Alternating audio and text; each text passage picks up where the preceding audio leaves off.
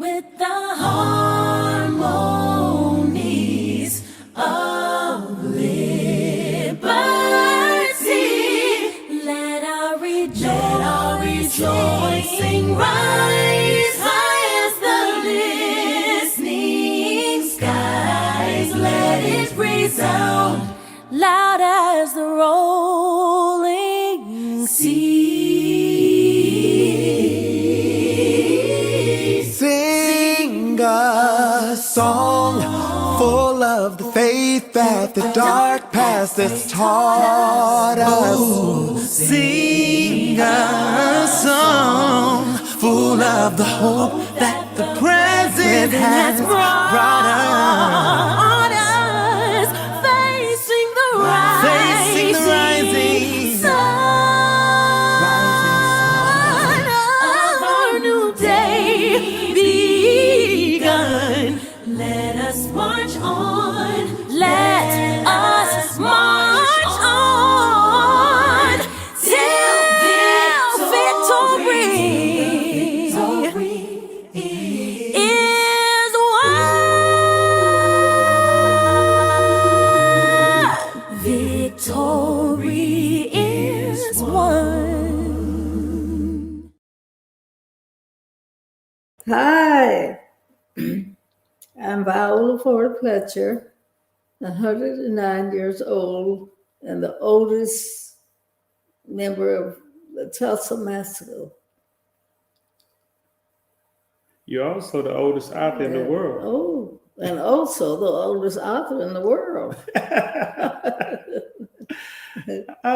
She's the author of Please Don't Let Them Bury My Story, and I'm the co-author, Ike Howard, her grandson. We're thrilled to be here today celebrating this moment in history with such great realtors.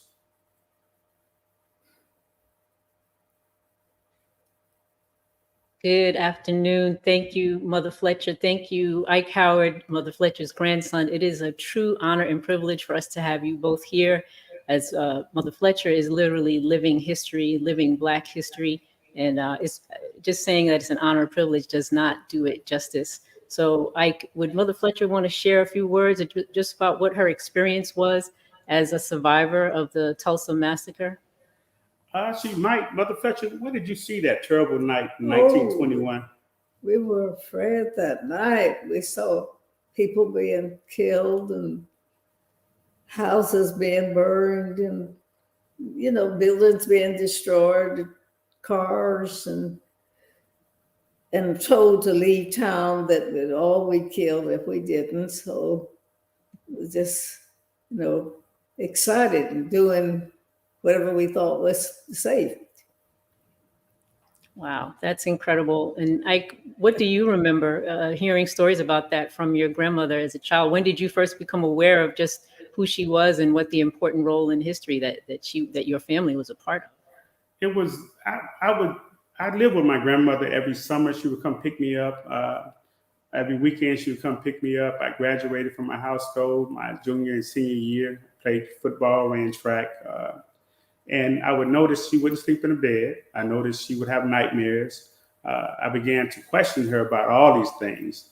And she would, confide in me, but she also made me not talk about it. She said, I'm going to tell you what's going on, but you can't discuss it. And I couldn't figure out why, but they actually had concentration camps. And they told people, if you talk about this, we're going to kill you and your entire family. So in her mind, she thought that she was protecting, generations to come after her, because she believed that they could do such a heinous crime that they could do it again, because they controlled the city council, the Chamber of Commerce, the Sheriff's Department, the National Guard. It was a wide-ranging conspiracy of things that happened on that particular day. So the worst type of slavery is mental slavery. If you believe that these people got away with this for so many years and so many people don't know about it, they believe that, okay, they can do what they said they're going to do. And it's best for me to keep my mouth shut. So I think there's a few people on the panel that have military experience. I, too, served 20 years in the military, Navy, Special Forces. So I assured her that it's not going to happen on my watch, and we need to tell these stories. There are many people that don't understand. They need to know.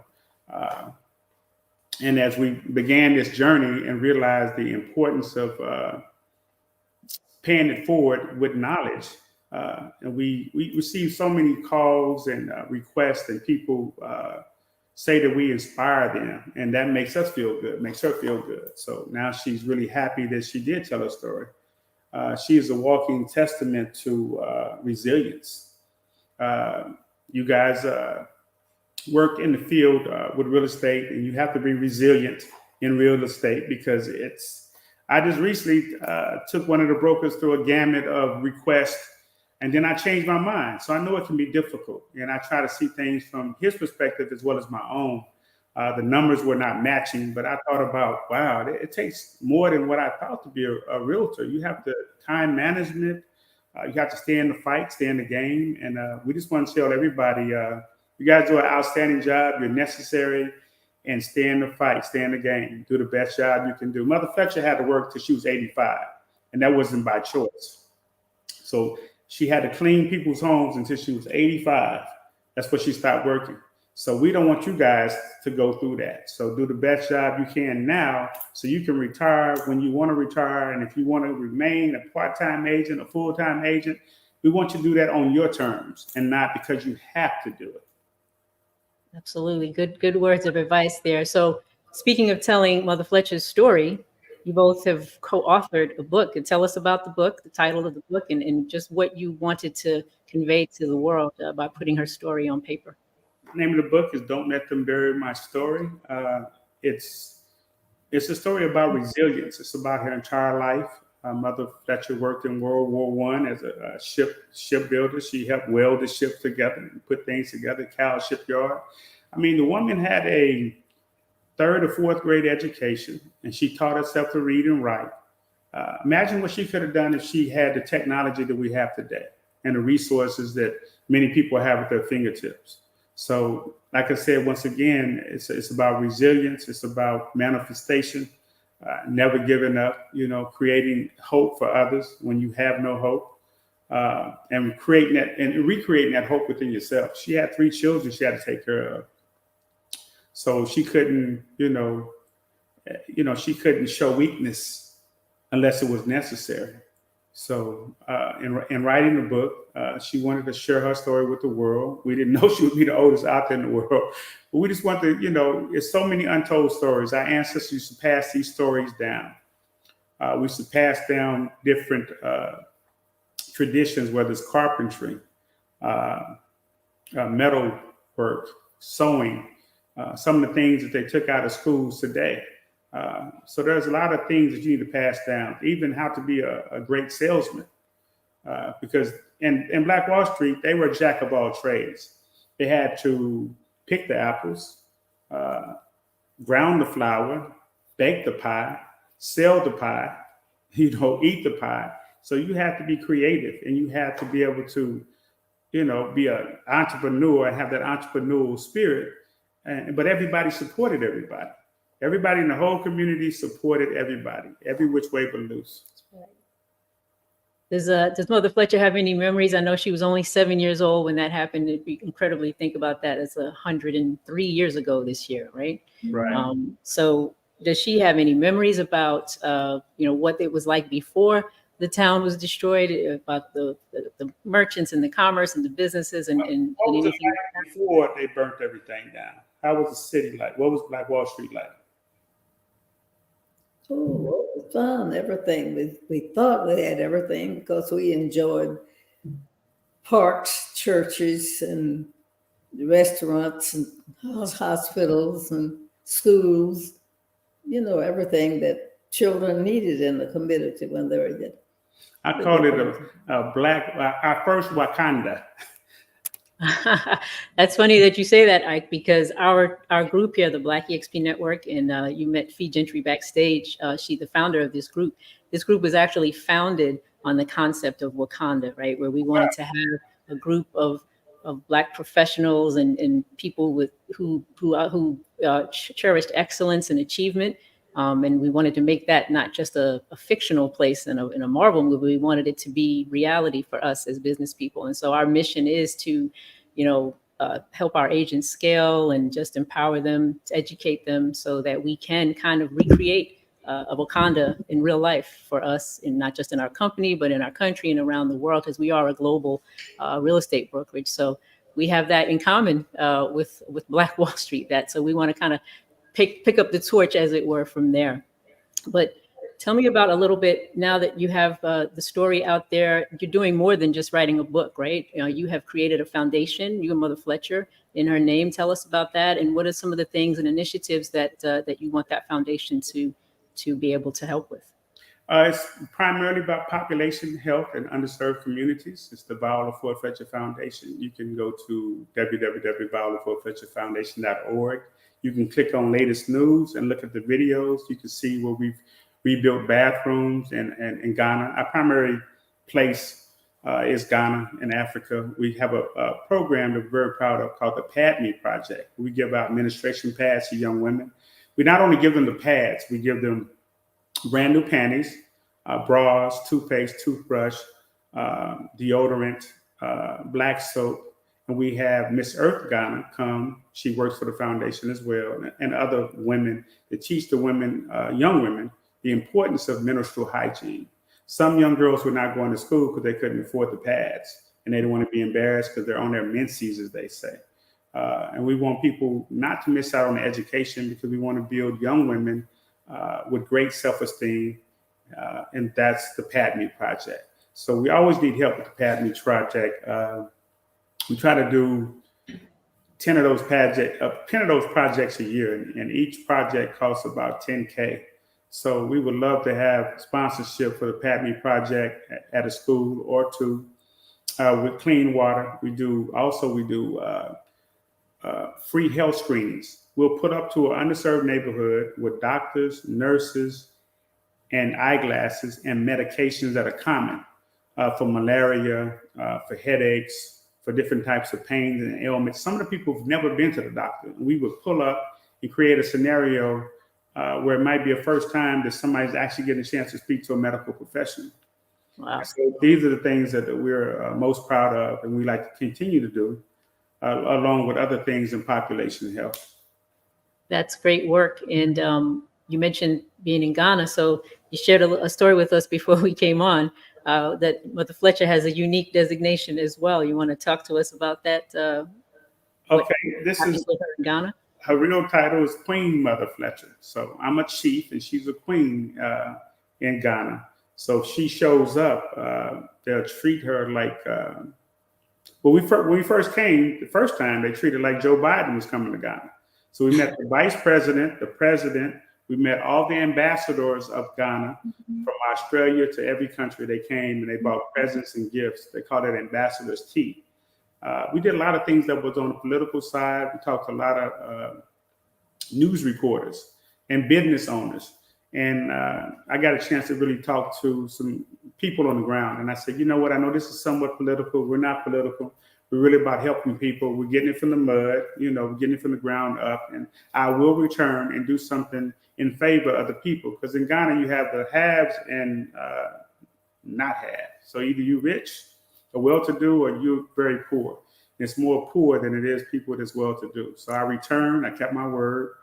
And created the Viola Ford Fletcher Foundation. So we don't just talk the talk, we walk the walk. That's amazing. Thank you so much for sharing that. And we have flashed the website up there for people. If anybody wants to go, they can donate through the site as well. Are they able to purchase a copy of the book there as well? I'm not sure if it's a link to the book. You can buy the book on Amazon. I think Walmart. I think Amazon is easiest because it comes straight to your door. Or if you want bulk sales, you can contact me through the website, send a message to the website and contact me directly. Or they can reach out to you. You have my contact information if they want us to show up in person. We just got back from LA. We did Theology in the Hood, where a group of churches brought us in and we talked to former gangbangers and a little bit of everybody, all walks of life.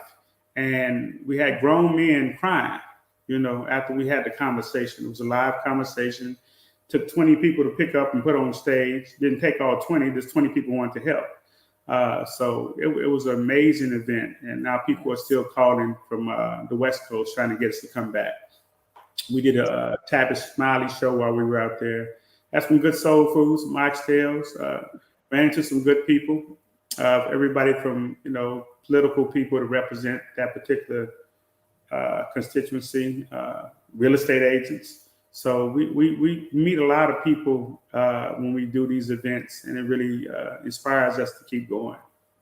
That's amazing that you are able to keep that type of travel schedule, Mother Fletcher. At 109 years old, you're the envy of all of us people who think that we're getting older. So you're taking it to a new level there.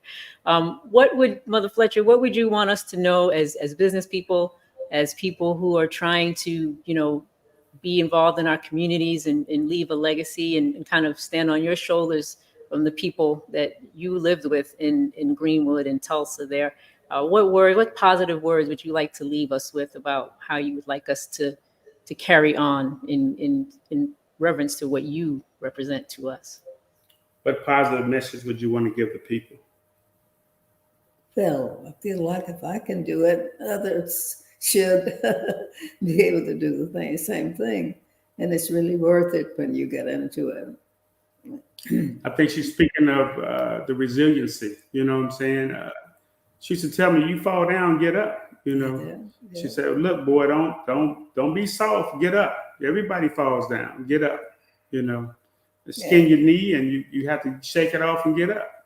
So she's saying if she can work to 85, be the oldest author in the world, travel halfway around the world to Ghana in the middle of a pandemic when people were afraid to come out and do anything, that you have to put your big boy pants on or big lady pants on, and you need to stand up and manifest what you want, work to what you want. You can't just talk about it. You got to be about it. So that's me summarizing what she really meant. I know that she's probably going to saying that all the time. So yes, you are absolutely about it, Mother Fletcher. There's no question. You're the epitome of being about it. And we can only, aspire to be anywhere close to what you've done in this world, and that you're still out here telling your story and sharing it with people like us that need to hear it, that needs to know your history. Again, the title of your book is very telling. Please don't bury my story. And we are here to make sure that never happens. We will carry your story on years beyond now as well. And thank you for sharing it with us. Thank you, Ike, for bringing Mother Fletcher to us today. It's truly an honor and a privilege to meet you both. All right. Thank you and bless you both. Good luck with the foundation. We've spread the word to everyone here, and we hope that you get the support, continued support from our community as well. Thank you. God bless. Thank you. You as well. Thank you. All right. So there you have it, guys. There's our surprise guest. Who knew that we'd be speaking to a member of living history, 109 years old, guys. And what we didn't talk about is that her brother was he was the youngest survivor, and he passed away last year at 102. So I'm not sure what is in the water in Tulsa, but perhaps we should bottle that up and package it and sell it. So welcome. I'm not the tribe leader. I am the tribe leader. Thank you, whoever typed that for me. I appreciate it. But welcome to Evolve, guys. It is our sixth annual Black History celebration here at eXp Realty, put on by the kids here at the Black eXp Network. Myself here, Fee Gentry, our wondrous founder, Damian Forrester, our other OG that was from the start in this group. We are here to present this presentation to you with great speakers and just knowledge and education and just a sense of community. You saw the video at the top. This is about our history in the past, but it's about where we are now and where we want to go. Fee, why did you want to name this event Evolve? What did it mean to you? Well, we talked about evolution, right? There are things that are happening in the society that are evolving. And I want to be very specific. Remember, we talked about initially, are we talking about revolution? But we said an evolution is a gradual onset of change that occurs over a long period of time, whereas a revolution is, a sudden radical shift, and it comes with conflict and disruption. Well, as a community of business leaders and people of color in our community, it's really important for us to evolve, right? Because we're in this for the long term as business leaders and as a community, especially those of us who are underrepresented and undervalued. It takes time, and we're in it, as we can see from Mother Fletcher. this is a like this is a journey. This is a journey. This is not going to be presto. So it's important to evolve. Yeah. Absolutely. Damien, what say you, sir? We're here once again doing this for the people. Yes, 6 years in a row here. I'm really excited to be here and to be part of this. I mean, just from everything that she said regarding the resilience, I mean, we're looking at history. She is history for all of us, and for all of us to be part of that, as well as how much it relates to the things that she said about resilience and real estate. I mean, we're looking at someone that's just absolutely amazing. So really excited to be here, really excited to hear what everyone has to say later on today. So thank you very much. Right. So stick around, guys. We're going to have a panel that actually we're going to have a special guest speaker next. I'm going to bring on our host who's going to walk you through the festivities of the day. And at the very end, do not leave, because the piece de resistance of the day will be the BENJI Awards, where we honor our best and brightest in the Black EXP network. So that's going to start at approximately 3 p.m. Eastern time. So we have lots of good stuff in between. So with no further ado, I'm going to introduce the young lady who is going to walk you through these great panels and speakers today. Ashley Johnson, our social media tribe leader, and just everything that everyone who keeps us current, these old folks keeps us in the know. Ashley, I'm going to hand the reins over to you. We're going to go away and let you introduce these great speakers and panelists that are going to just drop the knowledge on folks today. So have at it, lady. Good luck. And we'll see you on the other side. Thank you. Wow. Was that story not amazing? It made me think of a quote. Each of us, all of us need each of us. We need each other. And it was amazing to hear her story and just, you know, it's empowering. It's empowering to share your story, to help others, to be the change in your community. So wonderful. All right. Without further ado, I want to announce this beautiful young lady coming up next. Delisa D. Rose. She's a real estate leader. She is in my hood, North Texas. She's an ambassador for change and transformation. And I'm excited to bring Delisa to the stage up next to talk about what it truly means to evolve. Have at it, Delisa. Thank you so much. Thank you so much. I know this is virtual, but I just want everybody watching to just please give yourself and each other, wherever you are, a proud virtual screaming moment of just shouts and applause and acknowledgement of who we are, all we've been through, and all we will achieve in this lifetime right here. Yes, yes. So greetings, members of the Black EXP Network, distinguished guests, affiliate professionals, and viewers online. My name is Delisa Rose, and I'm so honored to stand before you today as we celebrate this thing, Black history, Black culture, Black awareness, and even recognize the trauma and triumph and go from oppressed to evolved. This thing called life, it ain't always easy, especially for people of color. We are forced to navigate the complex landscape of life and the business world while being confronted with racism, discrimination, segregation, and the generational impact that years of slavery and oppression has had and still has on us today. And in spite of all things, we've shattered those glass ceilings, we've defied odds and carved out our places of prominence in society. And I mean, we kind of built this, right? And all this while we are still face systemic barriers and entrenched inequalities that threaten and impede our progress. I remember a time as a young agent when a white client asked me not to put my beautiful photo on a yard sign because they didn't want to upset their racist neighbors. Now, I also remember a time when my Black client told me they were afraid to use me as their agent out of fear that their offering to that prestigious community wouldn't be accepted if it was presented by a person of color. And as the only Black agent in my high-end multi-million-dollar selling brokerage, I was still surprised why they kept giving me affordable housing leads and yet did it again with another affordable housing lead they gave me in a Section 8 tenant. And I turned that into a $78,000 commission because that's what we do. Yes, yes. And after working 5 times more than other agents in my office and killing the game, I believe, I remember that time I thought to myself, I made it. You know, mama, I made it. And I purchased a home in one of those prestigious neighborhoods. And on a Born day, I just kind of decided to read the HOA docs for the first time, only to learn that the bylaws actually had a rule that prohibited homeowners from selling to Negroes, like myself, I guess. Now, can we say trauma? I mean, do you think is it possible that traumatic experiences like those are the reasons why I used to feel a little different when, not even different, uncomfortable. Let me keep it real, uncomfortable when I initially engaged with non-Black prospects and leads. Have you ever faced discrimination? Anybody else? Just Chapel One, anybody? Have you ever discriminated or had a prejudgment against others?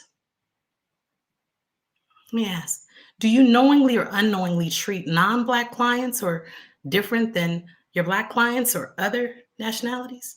Are you more relaxed with some than you are with others? Do you code switch? Do you have a different set of vendors and lenders and people that you pair people with because you think that, oh, they might be more comfortable talking to such and such versus the normal person I go to? Have you ever, this is highly unlikely, but have you ever assumed that non-Black people needed a down payment assistance program? Or do you automatically assume that they have better credit and savings? I'm just asking, no judgment here. The reality is that most of what we know as Black people evolved from us once being called Negroes, coloreds, people of color, to Black, to African American, and I guess now we're Black again.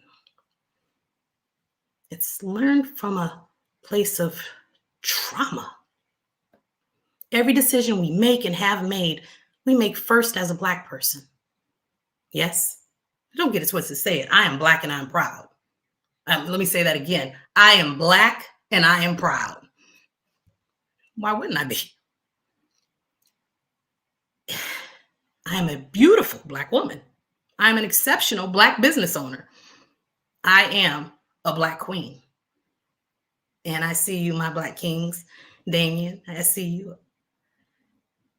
I see my active Black fathers and my married, loving Black couples and intelligent young Black men. That just, if I have permission, can I get your permission to be courageous without y'all trying to strike me on my Black card? Well, to be honest, last time I checked about a Black skin 30, I could never lose my Black card. Yet I absolutely cringe at this oxymoron in these statements. Not even an oxymoron, because they too can exist, right? So I guess a paradox in each of these common statements. I mean, are Black women not normally beautiful? Is there something special or rare about being an active Black father? Or an intelligent Black young man? Is there a difference between being an exceptional business and an exceptional, excellent Black business? I mean, are we at the top of a lower, different kind of totem pole or something? Now, yes, I am certified in neuroscience, so I'm very aware and very sensitive to how words affect our subconscious minds. Because I'm aware that if 78% of our actions come from the subconscious place, how do these things affect what we do? How does it affect how you move and engage in business, others or Black? How does it aid or hinder your ability to scale and evolve? How does it affect your ability to be confident? How is your identity, and what is your identity other than Black? Anyone else ever feel the imposter syndrome before, when you go in the boardroom or go into a room and you just feel like maybe you don't belong, or maybe they're thinking about something, or maybe you're just not worthy to be here, and all of those inner securities or insecurities? Where do they come from? Why are they there? How did they get there? Now, no doubt at all, we often find ourselves walking a tight rope, balancing our realities of how it is versus how it should be. Our hopes, our limitless aspirations, weighted down and burdened by the realities of racial discrimination, the perception of glass ceilings, and limited opportunities that may be there. It's a delicate dance. And amidst these challenges, there lies a profound opportunity for evolution and transformation beyond Black, Black and beyond, bigger than Black, more than Black. And I must admit that I've always been more concerned about how we get to the destination versus what's in the past. I mean, like, that's just success principles. Do successful people look out the windshield or look out the rearview mirror? No. I mean, some people say, yeah, you got to know what's behind you. You got to know what's coming up. Right. So think of this way. If we're running this race and okay, there's this thing called this marathon and the finish line is in front and you're running your race. What happens when you just keep looking back? But if we have to understand the past, to understand and reach the future, then let's talk about the past. And Willie Lynch, the author, the person who created that little whole thing about how to keep Black people oppressed for 300 years and even possibly thousands, he said, keep them in their trauma. Make them remember their trauma. So if that's the key to oppression, then wouldn't the opposite be the antidote? So as we gather here today to celebrate the future under the theme of evolve, I'm so compelled to challenge our perceptions of our identities and focus more so on our paths to success. If silence is complacency, then please, please, please don't be offended by my courage to speak the truth from my point of view. If we as Black people want our culture and our differences to be loved and to be embraced, if we want the equity and that we deserve and are entitled to, if we want to be treated as equals regardless of color, and to be included and seated at the table with the proper tools and utensils and all those resources, and my people know that we stand here at a pivotal moment in history where the evolution of our community, our professions, and our society at large demands the antidote, the fix. Look forward through the windshield, run your race, don't look back, embrace humanity, avoid segregation, and be inclusive. So I urge us to consider a profound paradigm shift.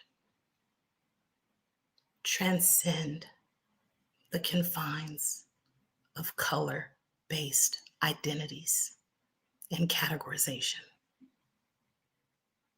Embrace our shared identity as humans. So when you ask me how, allow me to just share 6 insights and tips that offer strategies to thrive and evolve. Number 1, to truly evolve, we must lead by example.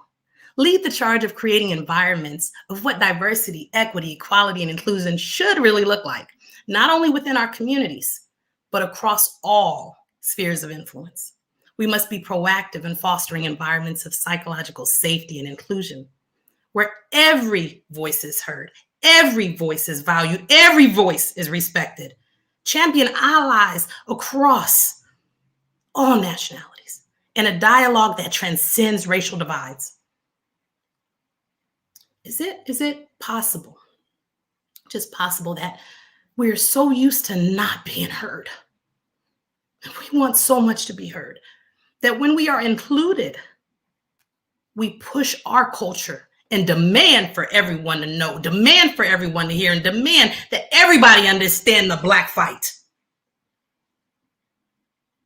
While we are inconsiderate, unconcerned, and even dismissive to the fight of others. Do we acknowledge some and they cool and we kind of tolerate others? Do we go to conferences and events and sit next to our peeps? Or do we search out and sit next to others without even giving it a second thought? How many of you can name an Islamic, Asian, Jewish nationality or holiday, food, meal, culture? How many of you know what actually stresses Caucasians? I know we don't have time for it right now, but when you get home, I want you to do something. I want you to list out 5 of your closest friends, followed by 5, your 5 mentors, your 5 confidants, your last 5 clients, 5 people who inspire you.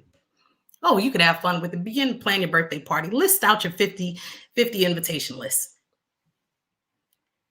And then pay attention. Does your list represent the diversity, equity, equality, and inclusivity that we ask for? What's your DEI score? 2, expand beyond Black. One of the greatest obstacles we encounter is the psychological limitation we inadvertently and subconsciously place on ourselves when we tether with our identities like solely to the color of our skin. While our color and cultural heritage is an undeniable integral part of who we are, it should not be the sole defining factor of our identities. We must dare to envision ourselves bigger than Black, beyond Black, more than Black. Not just as Black professionals and people, but as individuals whose capabilities, whose talents and potentials transcend the confines of racial categorization. We cannot act just as Black people where every move and every decision and every belief is because of our culture and our color. But instead, decisions are made because of character, morals, values, dreams, desires, and independent thoughts. 3, networking and community building are essential components of our evolution.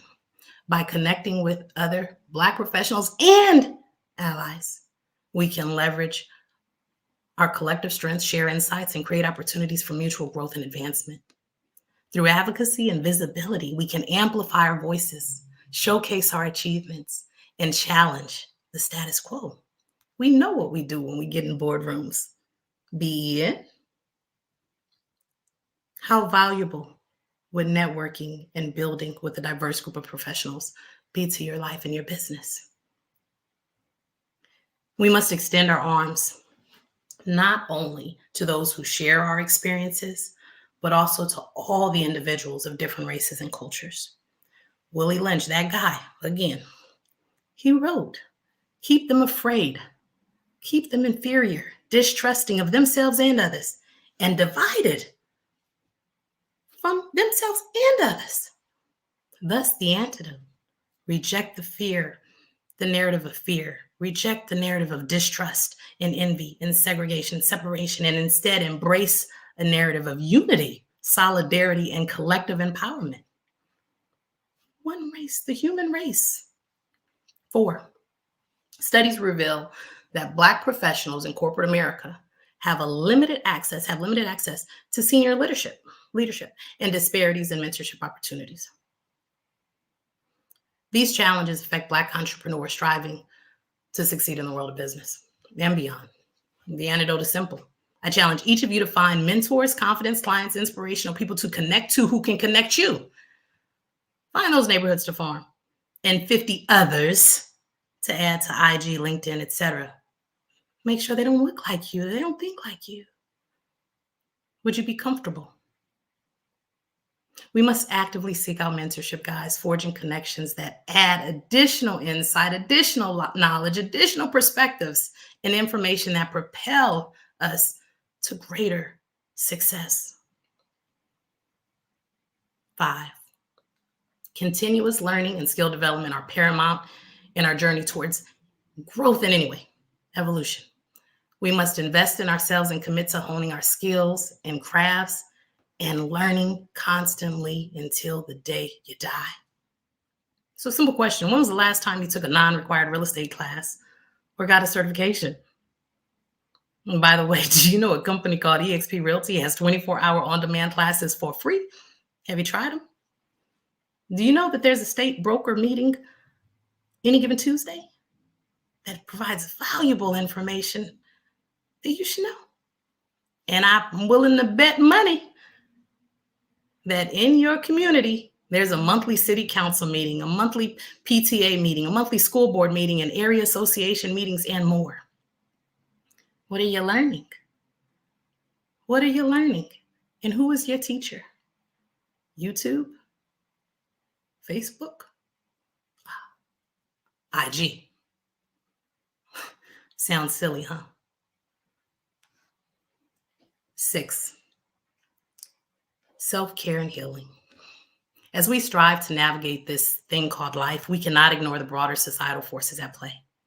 Does the world seem sick these days, like really ill? I mean, everybody is screaming, health is wealth, mental health is everything, while we proudly wear our trauma as a badge of honor. What do I mean by that? Oh, my historical hardship is harder than yours. My poverty was poorer than yours. The drugs in my street were worse than yours. The murder on my block was worse than yours. Ninja, please. Former Negroes, now African Americans, can say and be derogatory lovingly, but you dare not say the N-word. They dare not wear their hair like mine. They dare not, oh, they want to be us. It's equality. It's time to get real and heal.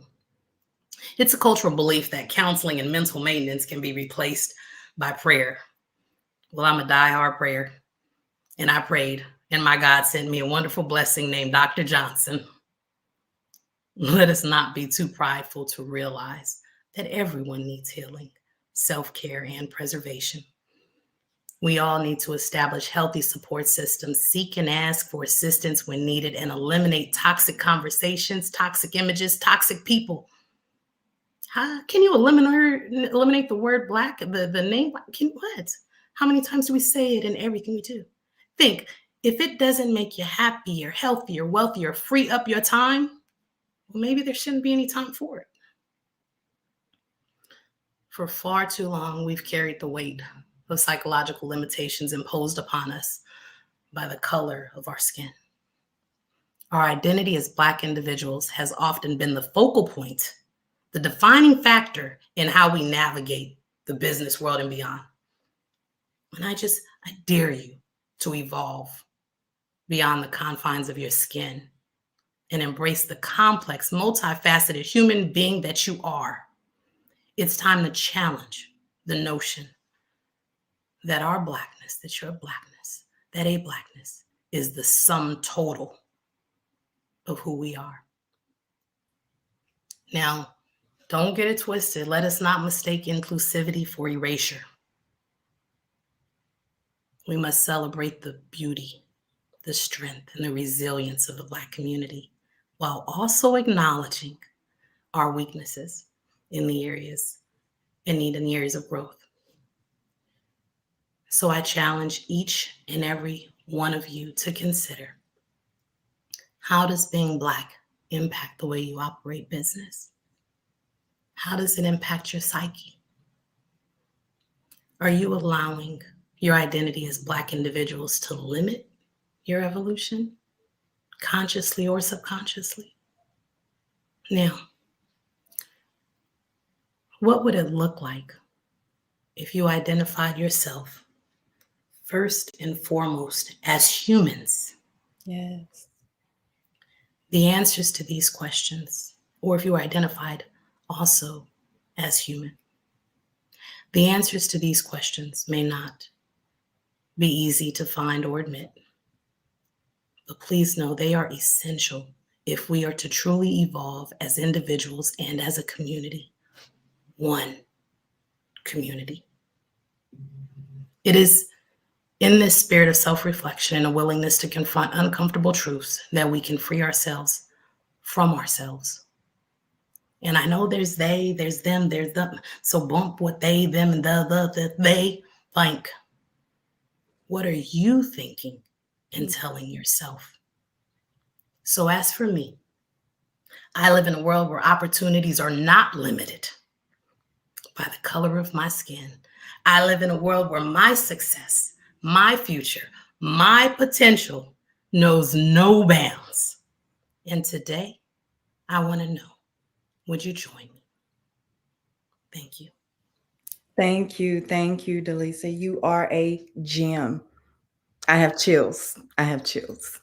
Transcend and evolve, you guys. All right. Wow. Now, if you didn't get anything from that, I don't know. You need to rewind and watch this later. That was amazing. We are going to bring our next amazing panel up. We are going to talk about the importance of affordable housing and what that can mean for our communities. So I am going to let my fellow Ben Tribe leader, Mario Dove, take over and get this started. Thank you, Ashley. I want to go ahead and apologize now. My Wi-Fi is a little sketchy, so if I drop out, I'm working to get back in. But as we commemorate Black History Month, it's imperative to reflect on the strides and challenges of home ownership for Black Americans. While progress has been made, the journey remains fraught with obstacles like appraisal bias and exclusionary housing practices. The 2023 State of Housing in Black America report is published by the National Association of Real Estate Brokers. It delves into the critical issues and sheds light on the complexities surrounding Black home ownership. Today, we gather to take a deeper look into those themes, exploring the state of affordable housing, the nuances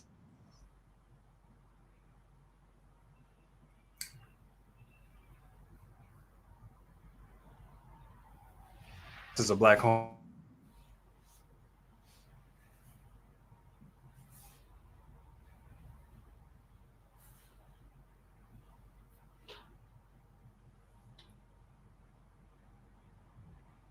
Hey guys, so Mario's having some Virginia internet problems. So I'm going to just jump in and see if we can finish up until he can get back on. So Major Singleton, mortgage broker is it Edge Home Finance? Are you with? Is your company name? That's correct. And Daniel Dunham, our own Icon agent from eXp Realty out of Detroit, Michigan. All right, Mario, you back? I'm back, but it might last about 30, 45 seconds. We'll see. All right, well, I'm here if you need me. So all right, continue on. Got it. So let's get into it. Black home ownership faces challenges due to disparities in income and wealth. Over the past 2 years, the housing market has been grappling with low inventory, soaring home prices, and high mortgage rates. Affording a median price home now demands a income of approximately $115,000 for Americans. Unfortunately, with the median household income for Black households at $52,000, many find home ownership financially out of reach. Additionally, the median net worth for Black households is notably lower, standing at about $25,000. That's 10 times less than their white counterparts. Now, this combination of factors have contributed to it's contributed to minimal progress in home ownership rates, which is, as of the fourth quarter of 2023, sits at about 45%, marking a 2.7% increase over the past decade. So my question for the panel, reflecting on history, how has discriminatory housing policies like redlining, how's that shaped home ownership since the signing of the Housing Act of 1968? You want to go first, Major? Yeah, I'll start this off. First, I think it's important for us to assess the relative nature of the term affordable housing. I was part of a panel similar to this, and we were doing an affordable housing meeting on a project that's being built in Hawaii. And their term for affordable housing, those homes are coming in at about $950,000. So, we have to first assess that. And when we talk about affordable housing, we have to acknowledge that affordable means different things for different people.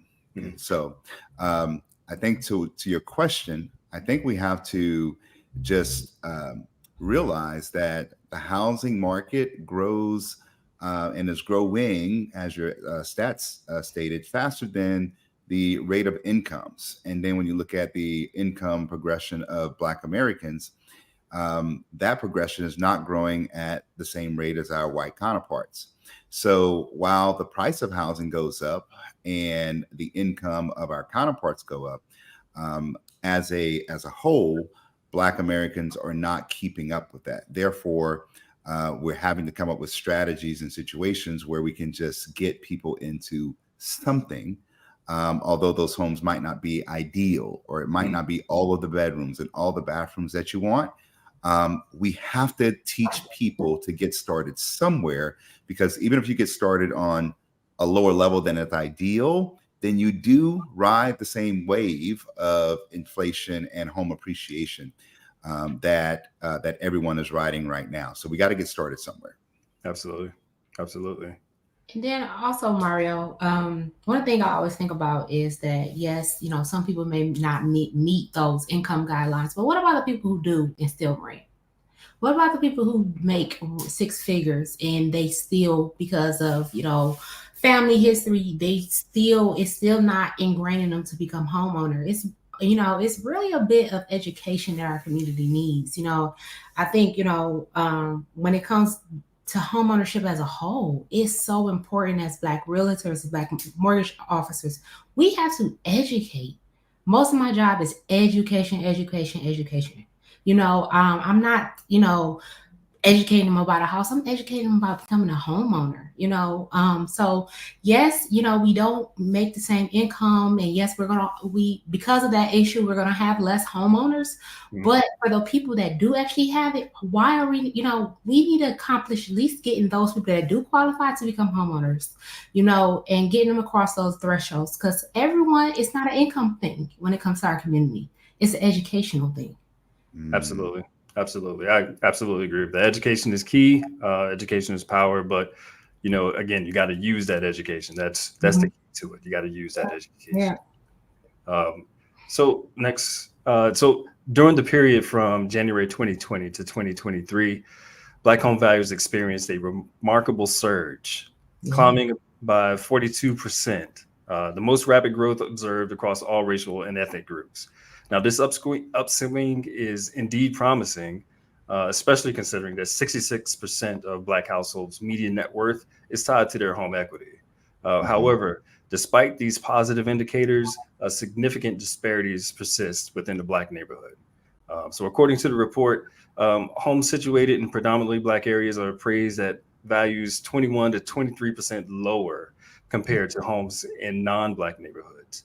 Moreover, these homes are almost twice as likely to receive appraisals below the contract price. So particularly when contrasted with the properties in majority white neighborhoods. So my question, overcoming these barriers, right? What challenges do Black homeowners encounter in securing mortgage financing, and how can we address them? Yeah, I'll tell you that this is a real thing, and you know, people think that, you know, people make these stats up or something like that. It's not made up at all. I think what we need to do is we need to start educating people about career opportunities that exist outside of even the mortgage side or the real estate side. Okay, many people don't know that the Biden administration actually has signed an initiative to employ more appraisers of color to try to combat this situation. And I have some personal friends that are getting into the appraisal business, and that's where we need to see more of a growth. Right now, about 5% of appraisers are actually people of color. So, you know, that's a opportunity that we have for people to get, education about being an appraiser. I will tell you that the barrier to entry to be an appraiser is actually higher than the barrier to entry to be a realtor and the barrier of entry to be a mortgage professional. They are required to have 4-year degrees. Why? Don't really know. But, you know, that is a requirement for an appraiser. So I think that is a place where we have an opportunity for growth, where, you know, you can get more people into being an appraiser so that we start to have more people of color, and we start to see that percentage grow from the 5% to the 10% to 15%. And we have Black people or people of color actually appraising Black homes. Yeah. That's good. I wasn't aware of that 5% number, but it kind of checks with charts. haven't been in real estate a long time, but I've never seen a Black appraiser. That's just been my personal experience. But I probably know like 2 in Michigan, like seriously. right. From on the real estate side, as a real estate agent, I had a situation very similar this summer where I had I was listing agent, and the house, 2 houses down, exact same build. I mean, it probably was the exact same builder. Just sold a month prior to my home getting appraised. Exact, both on the same aesthetics, same updates, same everything, appraised $20,000 different. It's only Same different. neighborhood. I mean, 2 houses down the street. Right. Yeah. And as a realtor, I fought that appraisal. One, you got to advocate. I'm not going to let, my client doesn't know. But to me, I was like, oh no. I'm like, I know you want to move, but but I can't let you sell your house for this less, and then also being able to put the house back on it, we put it back on the market. I fought it. They would refuse to. I gave every reason. I wrote the longest, rebuttal to the appraisal. I gave every last reason why. So as a realtor, we have to advocate for our clients, right? Also be okay with, waiting on that commission, because we have to make sure our clients get the best deal. Putting that house on the market, and the house appraised for $30,000 more. Yeah. The last appraisal. So, I don't know what that next step should be after I see things like that. So we need to come up with things like that. Like, okay, so this just happened to me. Where do we go from here? But as a realtors, we have to advocate for our clients. We have to, especially when we actually see it. Absolutely. Yeah. Danielle, one more thing on that, Mario, if I may. Go ahead. I appreciate you brought that up, because as realtors, as professionals, as mortgage professionals, we have to know what the rules are for doing a reconsideration value on all of these programs. I'm a big VA lender. I do a lot of VA volume, and we were at the VA lending conference, and they revealed to us that the amount of VA appraisals that are actually submitted for reconsideration value is less than 0.2%. Wow. So if an appraisal comes in low, you need to know, how that process works. What am I going to do if it's a conventional loan? What am I going to do if it's a VA loan? What do I do for an FHA loan? What does that process look like for me? And undoubtedly, there are many new agents on this call or going to watch this later. You need to check in with your mentors and figure out, how that process works. Also, make sure you're working with the right counterpart on the other side, a mortgage professional who understands how that works. I brought a guy onto my team, and he had worked at a retail kind of chain shop, call center type place of lending. And he had an appraiser that came in low once he came to my team, and he said, "Hey, how do I do this?" And I said, "What do you mean? You've been in lending for 10 years. You don't know how to do this?" And he's like, "No, I've never done a reconsideration of value. We would just churn them out, tell the realtors to figure it out, and we would not submit." So you need to know how to go through the process of organ appraisal and what those steps look like, and what's your backup plan when those come in. Right. Yeah, I know a lot of realtors can sympathize with me on this. Well, as a new agent, I was told that it's no reason to fight an appraisal. They hardly ever overturn. It doesn't work, XYZ. I was type Amen. I always was. Well, I want to learn how to do it. I'll try anyway. If it doesn't work, it doesn't work. It doesn't hurt me to do it. We have to go over and beyond. Right. It's just our duty, especially when we're working with people in our own community. This is their first, just like we have people this is their first time buying a house. This is their first time selling a house. Absolutely. They should reap all that equity. Absolutely. Yeah. Follow-on question. So how does the affordable housing crisis, we all understand the situation with builders stopped building years ago, and that's affecting what we have available now. But how does the affordable housing crisis affect Black communities, and what solutions can we implement to enhance affordability? Yeah, this is a tough one, Mario. I think what I have been doing personally is trying to get out ahead of this and have a lot of conversations with builders, up front. There is not a lot of inventory, no matter if you look at any major growing city. inventory is low, Mhm. or relatively low compared to what we've seen in the past.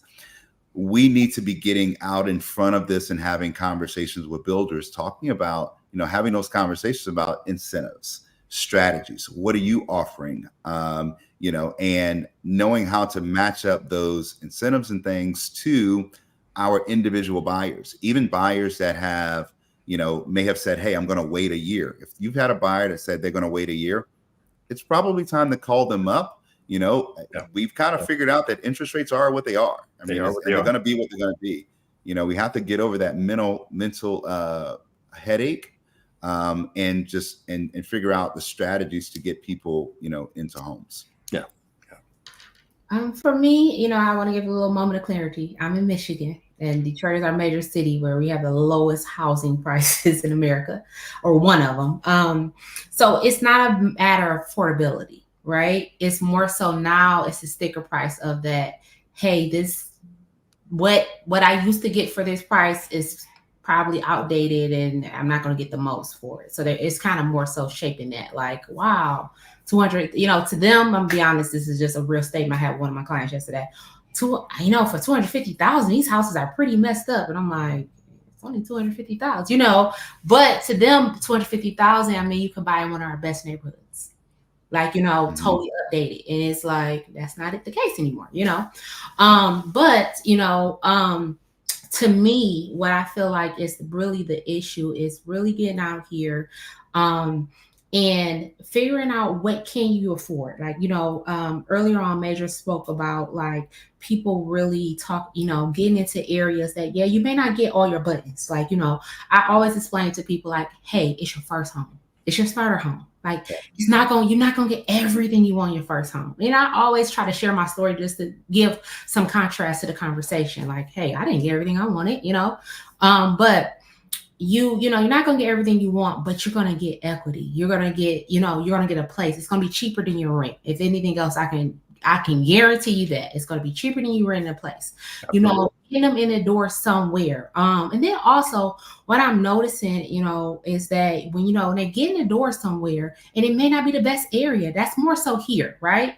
You can probably get a very nice house, and it may not be the best area. Give it 5 years in Detroit, it will be a prime area, and you probably almost, 60, 30 to 40% in equity, you'll be up, that quick, So here is really a good thing to do, but you still got to convince them. I don't want to move over there, So that's it's more of, I'll keep going back to it, but it's more education. Hey, why don't you, if it's 250,000, you can get this 5-bedroom house in Detroit versus this 2-bedroom house in Westland, Michigan. Sure. Why wouldn't you get this totally updated house with a 2-car garage and a basement and all this stuff versus getting this shack in Westland? So it's just a matter of just education and just really breaking things down. And I learned once you really talk to somebody and just make them understand to their level, they typically make the best decision for themselves. Absolutely. Yeah. I saw a post on someone's, actually, I think it was on your Instagram, where someone basically said that, as a real estate agent, you are unlicensed counselor, right? We have to have the hard conversations with our people. We have to tell them what they don't want to hear, and, help them realize, hey, you got the financing, you got the money. You don't have to have what the Joneses have. You need to get what you can afford and what's good for you. So that's all great points. All great points. I'm going to circle back around to financing again, not to pick on you, Major, but while the median credit score for Black borrowers stood at 695 in 2022, it remains 56 points lower than white borrowers. This discrepancy stems from limited access to credit, the absence of generational wealth, and troubling history with discriminatory lending practices. Consequently, many Black individuals grapple with lower credit scores or encounter credit invisibility due to their lack of credit history. Consequently, 40% of Black consumers resort to subprime loans, characterized by higher interest rates compared to prime loans. And additionally, despite possessing checking and savings accounts, 25% of Black households opt to use alternative financing sources like payday loans, highlighting a status also known as underbanked. So my question, as it relates to examining affordability, what factors contribute to housing affordability challenges in the Black neighborhood, and how can we tackle them effectively? And I think we've spoken on, on this, thus far, but I think it, there's value in So Mario broke up there. Hope he comes back here shortly. So I think the major thing that, no pun intended, when I teach realtors, the thing that I try to communicate with them on is this topic of overlays. Okay, it is a very important topic in lending, and you have to know how it works for your buyers. For example, if you go into a bank and they say, hey, our minimum credit score for an FHA loan is 580, or our minimum credit score for a FHA loan is 620, that is that lending company's guideline that they set, or that credit score that they set on lending for that particular program. What happens is people get turned away because they think that's the minimum credit score on whatever program. Okay. And what reality is that's the minimum credit score for that particular lending institution on that particular program. Okay. So I run into this a lot when people go to big banks for VA loans. Like, hey, the minimum credit score is 620. I don't have a 620. Doesn't matter. I've done VA loans in the 500s. So it's not a big deal. There are certain other guidelines, but you can get it done. So I think within our community, we have people that are turned away from owning homes because some lending institution tells them that, look, you can't buy a house because your credit score is X. And that's not entirely true. Okay. You have other sources and other mechanisms to get funding and get financing for homes. If you just frankly shop around and ask some other people for guidelines and stuff like that, and not be beholden to what X big banks tell you, because they are contributing actually to the problem of our people not getting into homes. So I think that's a big thing that we have to really focus on. What about you, Danielle? I think I keep going back to education, but it is education. One thing I see in a lot of older adults is that, I just went to my bank, and a lot of banks are not traditional mortgage lenders. They're not like, they don't run off of, I do mortgages, So I just went to my bank. It's the easiest thing. They already got my account information. So, that's sometimes the problem. They go to certain places and it doesn't work for them. They don't understand. I tell every client, hey, you're fine to shop around for you shop around for a lender like you shop around when you're looking for a car. Who gives you the best deal? Who gives you the best interest? But that's totally, I just think it's a lack of education. Like, 695 is a great score to get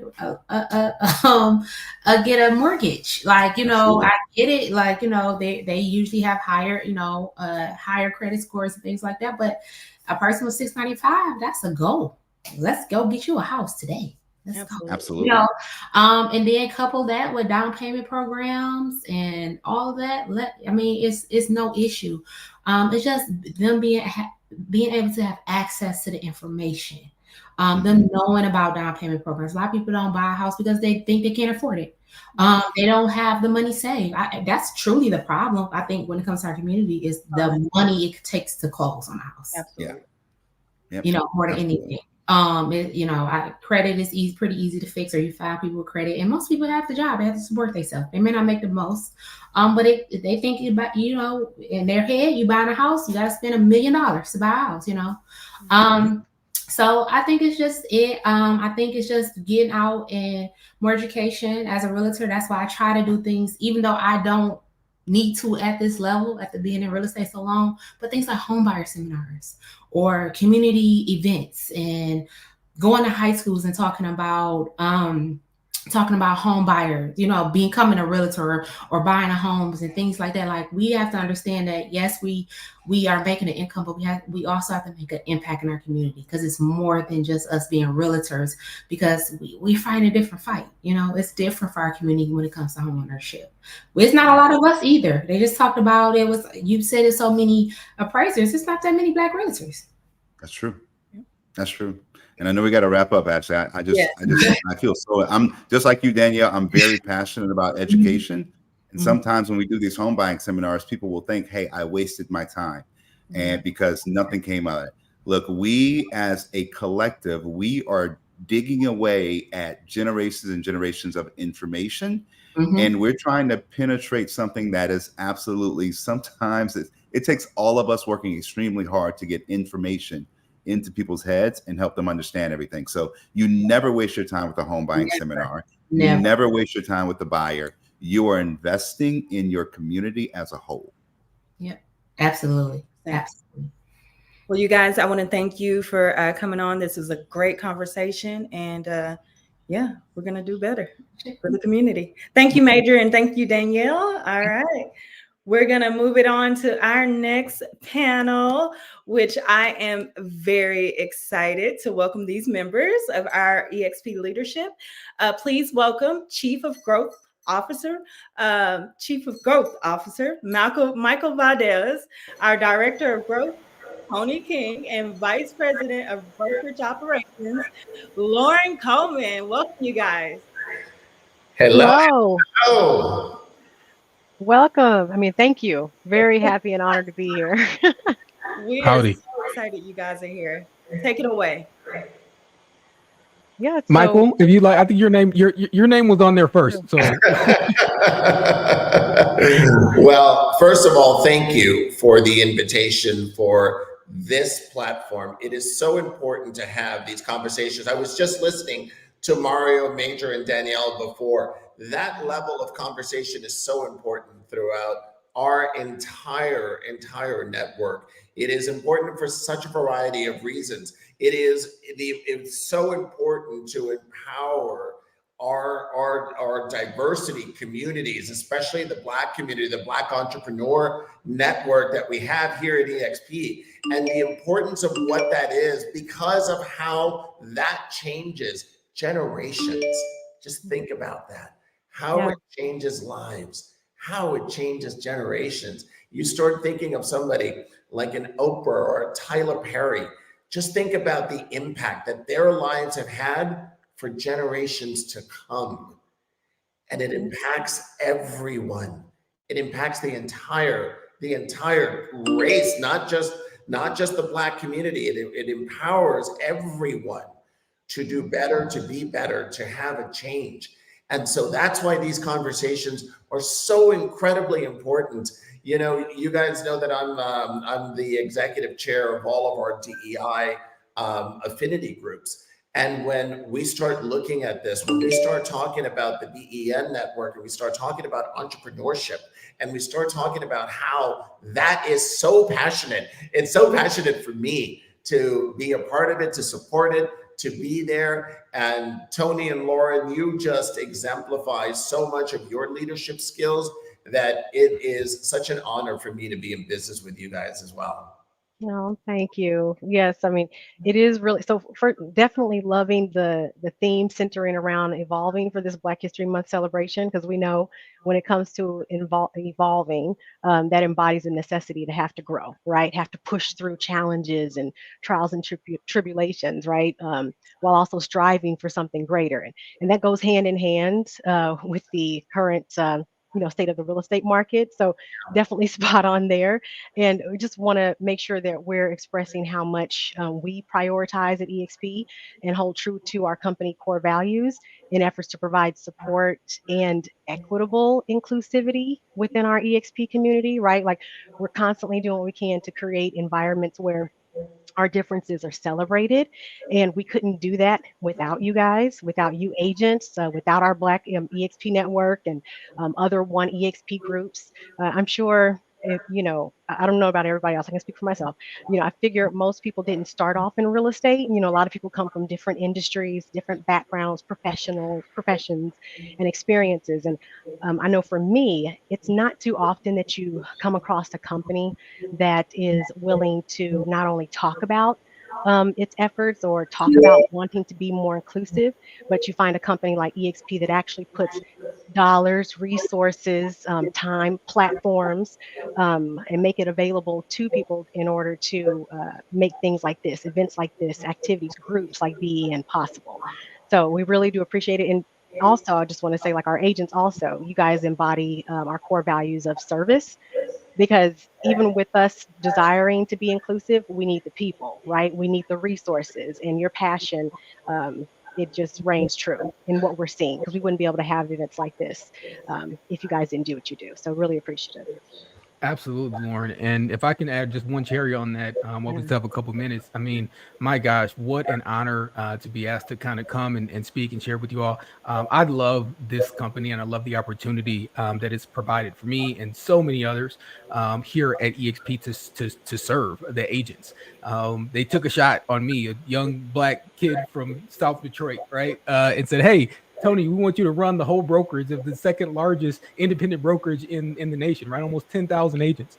And, you know, I don't forget that. And it means a lot, because it meant a lot to me at my previous role. You know, the reason I went there was because there was a black person that was in leadership.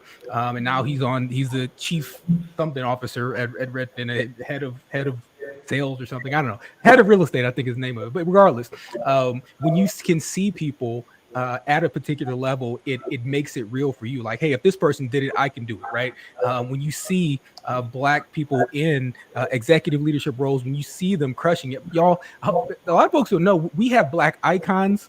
We have many black icons. Obviously, some of them are here. We have black betas. We have black alphas. We have black mega teams. My gosh, we just brought on a huge mega team in Texas. And shout out to that team, the CR Elite Realty team came over with 70 agents, predominantly black, like almost all of them. So there's not a lot of that outside the EXP environment where we're able to come and really show our stuff and show what we're truly capable of. I think that, and it blew my mind when I was chatting with Melanie before this event. I think we have somewhere between 4,000 and 5,000 members of BEN.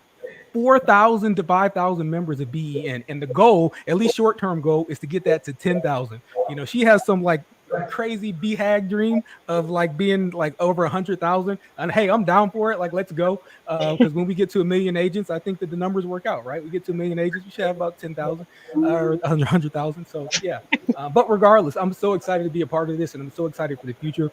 This is a huge part of EXP. Is a huge part of the growth plan for the future of EXP, to provide this platform, to provide the examples, and to provide the leadership, and to support Black entrepreneurship.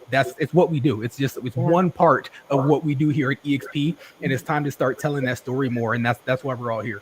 Yeah. And can I say too, before we have to go, you know, we do have opportunities to get together in person. And so it is always nice. And we understand the benefit of being able to get together virtually. But we've got events coming up with the regional rallies that's coming, you know, to a city near you. So be on the lookout for that. And then really looking forward to connecting with everybody at EXPCon. We know the BEN, Black, thinking about BET, Black EXP Network. We know This how you might be guys throw a streaming on great BET event. for all I we know, know. hey, right? But we know how you guys throw a great party, and really looking forward to, you know, seeing more people come out and be a part of that, so we can meet you face to face. Because I will say, I know you probably hear it all the time where it's like, oh, get your tickets because they're running out fast. This truly is a record year. Probably has something to do with the event not being in Las Vegas this That's time, right. being in your backyard, Michael, right? Right. We plan to sell out this year, so we definitely want to make sure that you're present and in the space. That's so awesome. Amazing. I just want to say how excited I am to see, you know, people of color in your position. So thank you. Thank you. Thank you so much. Awesome. That was wonderful. All right. So, our next speaker is going to talk about what everyone wants to know about, which is AI. All right. We have Valencia Gibson is coming up next, and she's going to give us some new perspective on how we can utilize AI in our businesses. All right.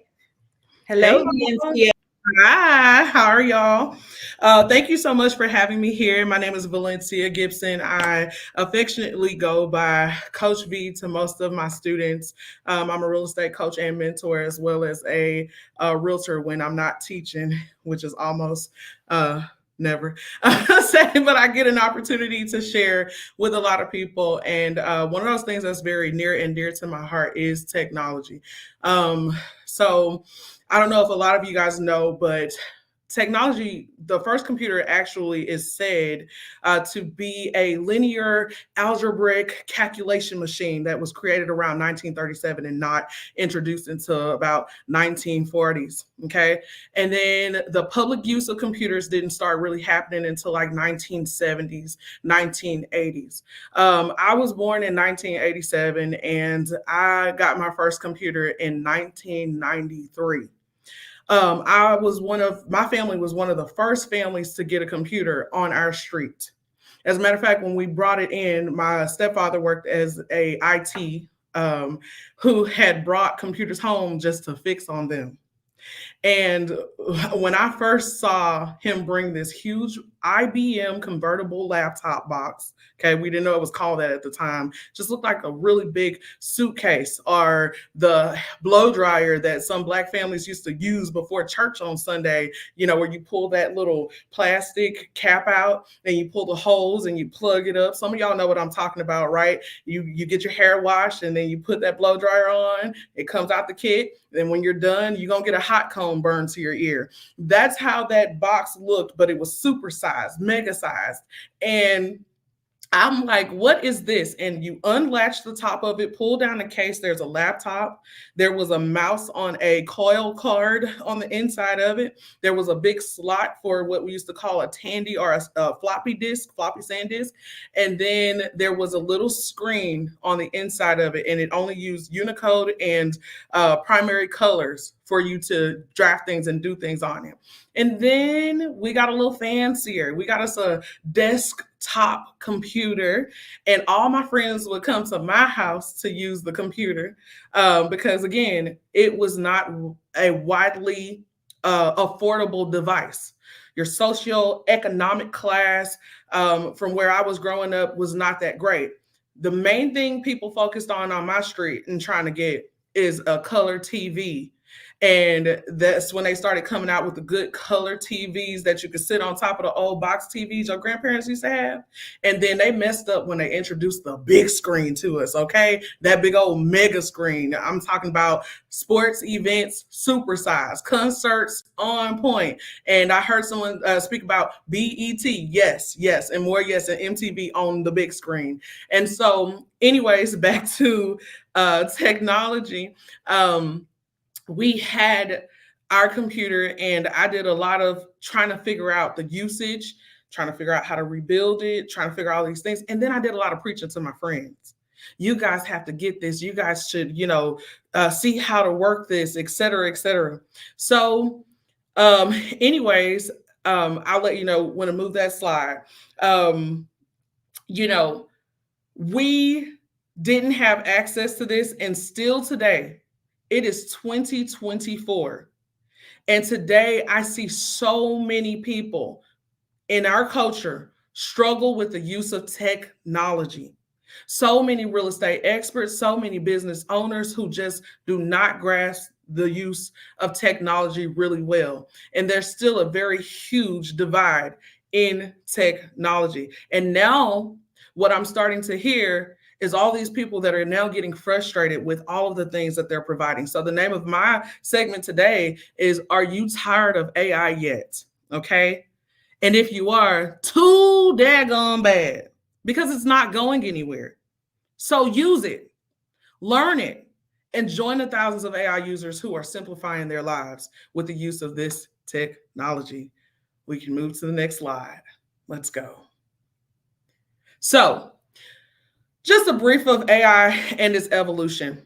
If you think that this is a new concept, you are wrong. Remember, I said the first computer was invented actually in 1937, and that linear algebraic system that calculated those equations would have been considered AI for them at the time.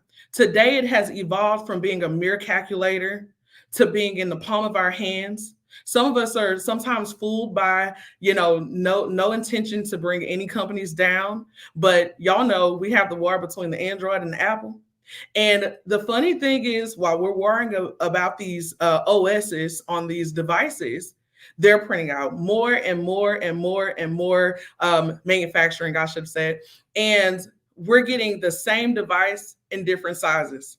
You hold your phone, it does the same thing your tablet does. You hold your tablet and it's like a hybrid of what your MacBook and your phone can do. Or if you are a PC user, it's like, what your Android can do, but on your, like a better version of what your Android can do. They just simplified it in your Android because PC was in existence and Apple was already Macintosh and in existence. And so these devices are being made big and small and big and small and big and small. And despite how many times they make it and how they're trying to recycle history and make it better and better, the flip phone has even come back out in a better brand. It is still the same operating systems, just with different ways of utilizing it for other reasons.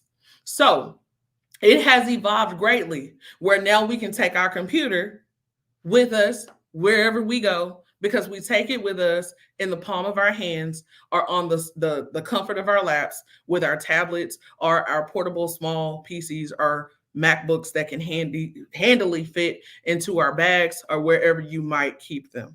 Okay.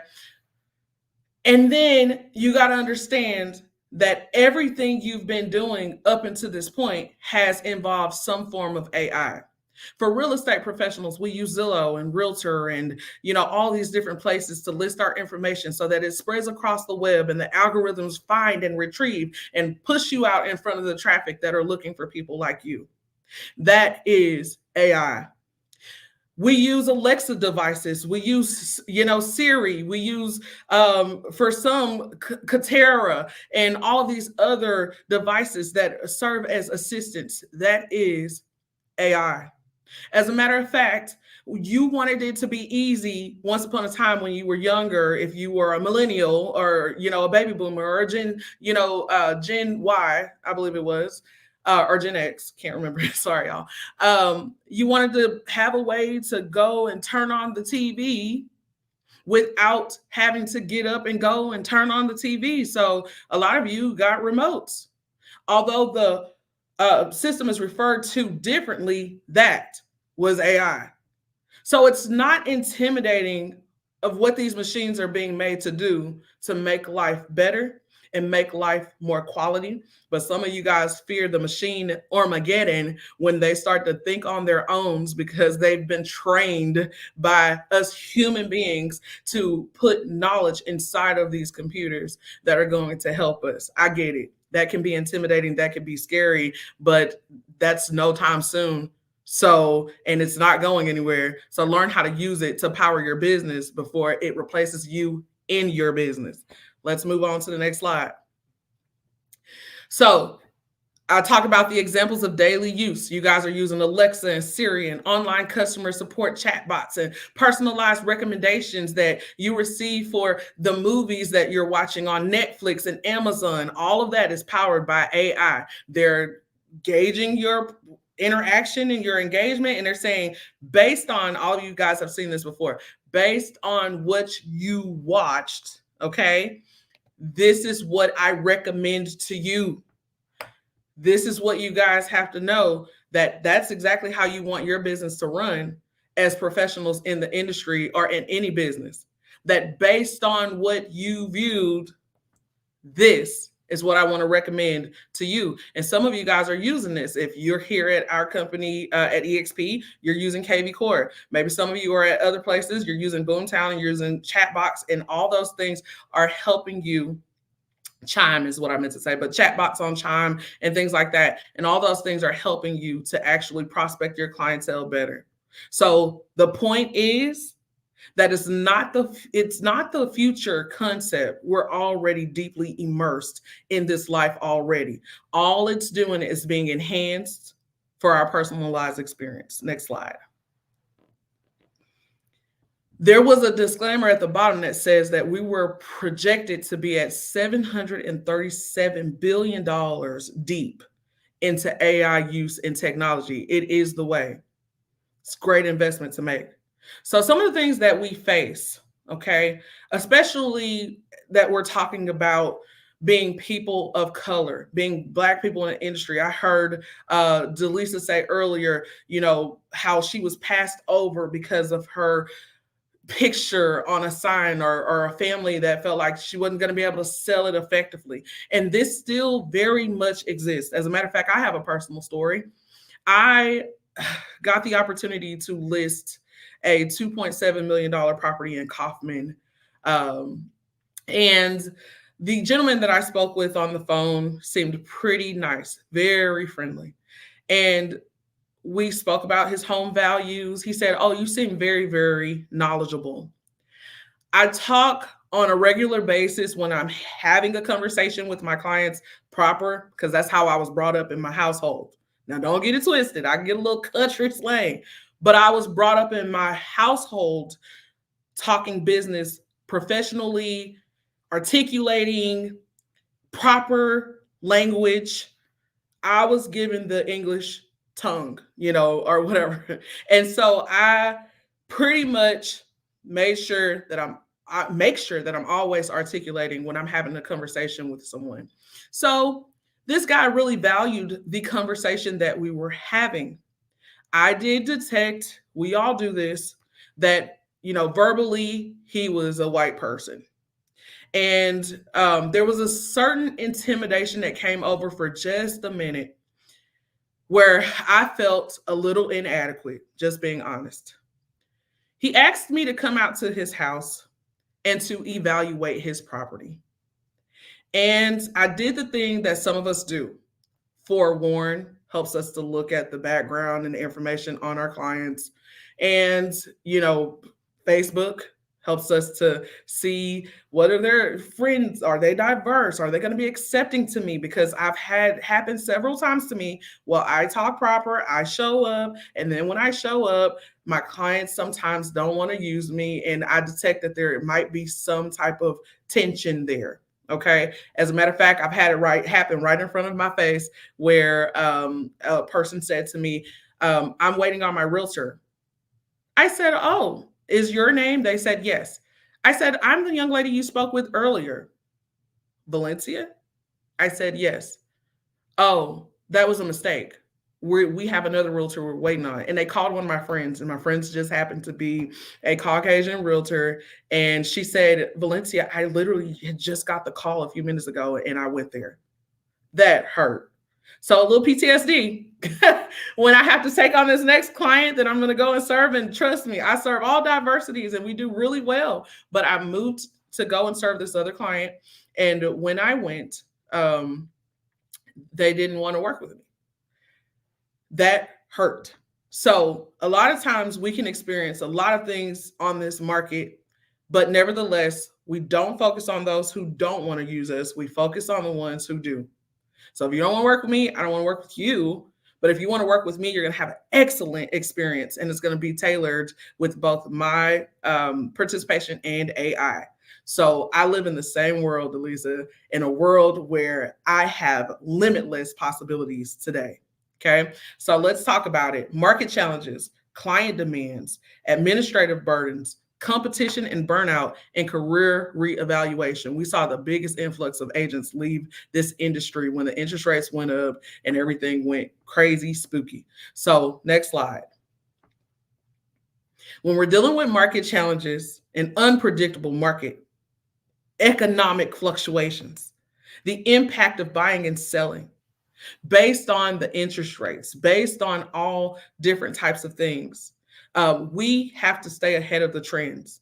Now, while there are so many AI bots coming out, like Chatbot and Gemini by Google, and which was formerly Bard, and all these other places, we still have some very good gems within our network that have always been here, but that added that ChatGPT feature or script writer to it. One of those is our real property resources called RPR. Many of you, no matter where you are, you hold this inside of your MLS. One of the good things that it has added for some of you who didn't know is scriptwriter. Scriptwriter is the best way to stay ahead of the game by auto-generating market summaries, insights and key stats and inventory pieces, price ratios, market days, sold prices, tailoring messages to your buyers and sellers, choosing from professional and engaging to conversational tones in those. Content for social media, videos, and emails. You literally can write a whole social media 30-day, a year, however, kind of drip for yourself, or pre-planned calendar schedule for yourself on market updates and market trends and what's happening in new homes, that are coming out. And then you can obviously use Canva, who has Magic Writer today, and the Magic Designer to design those graphics from the data that you collected on RPR. And from there, you've got your RPR mobile that has your brand. You can share that across the way with all of your clientele and keep them updated. And you can integrate a lot of these things into your CRM tools by utilizing other type of components, integrated components like API and Zapier. So that helps you to stay ahead of the curve when it comes to market challenges. Next slide. Client demands. Oh, how demanding can clients be? High expectations for quick and personalized services and advanced digital experiences today. Because today, no one really wants to leave the confines of their homes unless they're extroverts, and they really love to have a turn up good time, okay? Most people have now been shopping from the confines of their homes, on their computers, taking virtual tours that they could actually walk through using Matterport, using Meta virtual reality. You have your virtual reality headset on and you are standing in the house and you're walking through the house. A lot of people have enjoyed having experiences like that. Experiences where you can see the good, the bad, the ugly, the imperfections, and all of those things. And there are so many real estate professionals who have just not caught up with the times. As a matter of fact, many of us, it's an easy way out. We still just send the regular photographer to take regular photos, not realizing how we can increase the possibility of selling a property super quick by introducing virtual reality to those who are viewing our homes so that they can too experience that and call you. It's just convenient to get off of work at night, come home, put those VRs on, and then tune in into a property. So there it is. I use Google for everything. They have an entire suite. You can go and check out that suite of free uses at The Real Rainbow Coach. We have a next slide here that also talks about Google Duplex. It takes your voice. It uses your voice, or whoever voices you want to use, but be careful. And it has a whole conversation with you. It will schedule your appointments, your doctor's appointments, your hair appointments, your client appointments for showings, just as if it were you. You want to learn more about that?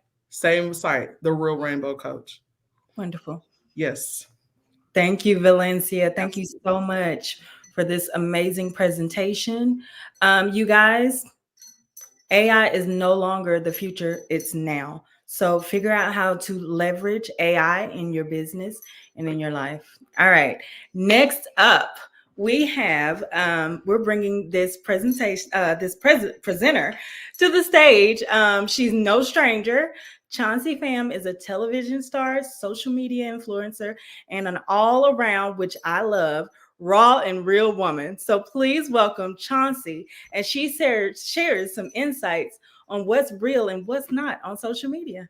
Welcome, Shelby. Welcome, welcome. Can you hear me okay, Ashley? Yes, absolutely. Looking gorgeous. Awesome. Well, thank you guys so much for having me. And I love being a part of this event every year. Super cool. So we will get started here in just a second. But while we are waiting on my presentation to pop up here on the screen, I'll just do a quick little intro of myself. Again, my name is Chauncey Pham. I'm a realtor here in the Dallas-Fort Worth area. I've been with eXp Realty since September of 2019. My organization currently has about 350 agents in it across 31 different states. I leveraged the time that building out my organization at eXp and the time that gave me to kind of step outside of production to really hone in on the investment side of my business.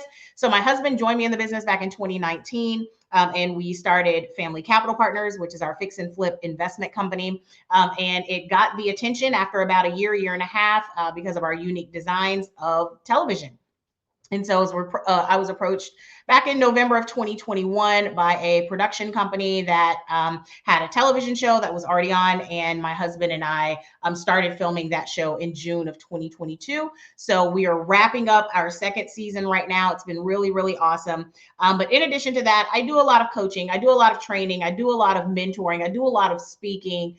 And through all of that, I've kind of learned a lot. So once the presentation can pop up here in just a second, then I'll kind of go through it. But the name of my talk is Flash versus Cash. And I guess while we're still waiting here, I'll just talk to you guys a little bit about where that kind of came from. So a couple of different places. Hold on just a second, Cody. Bear with me.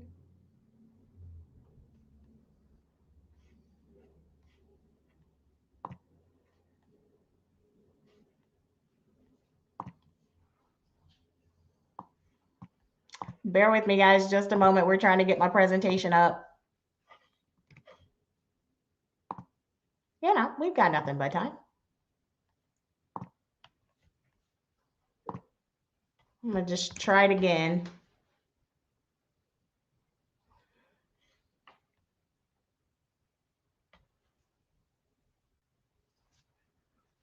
This is quiet and awkward. So I did my little intro, but again, so Flash versus Cash is just this idea. So I'll just kind of wing it here. I'll go off the cuff.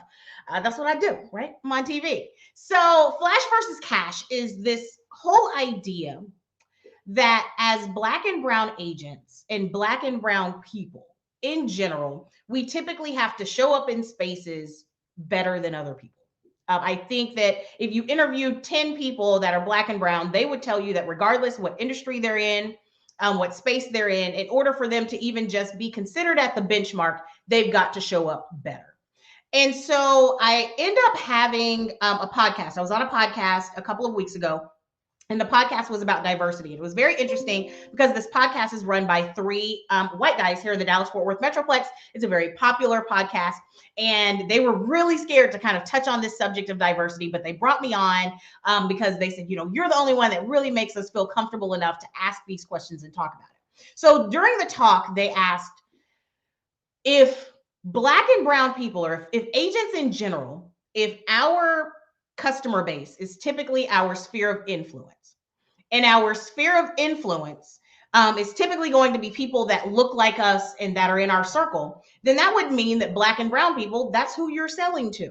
But the problem is there are only 5% of agents that are Black and brown. And so, hold on, guys. I've got them asking for my presentation again. I apologize.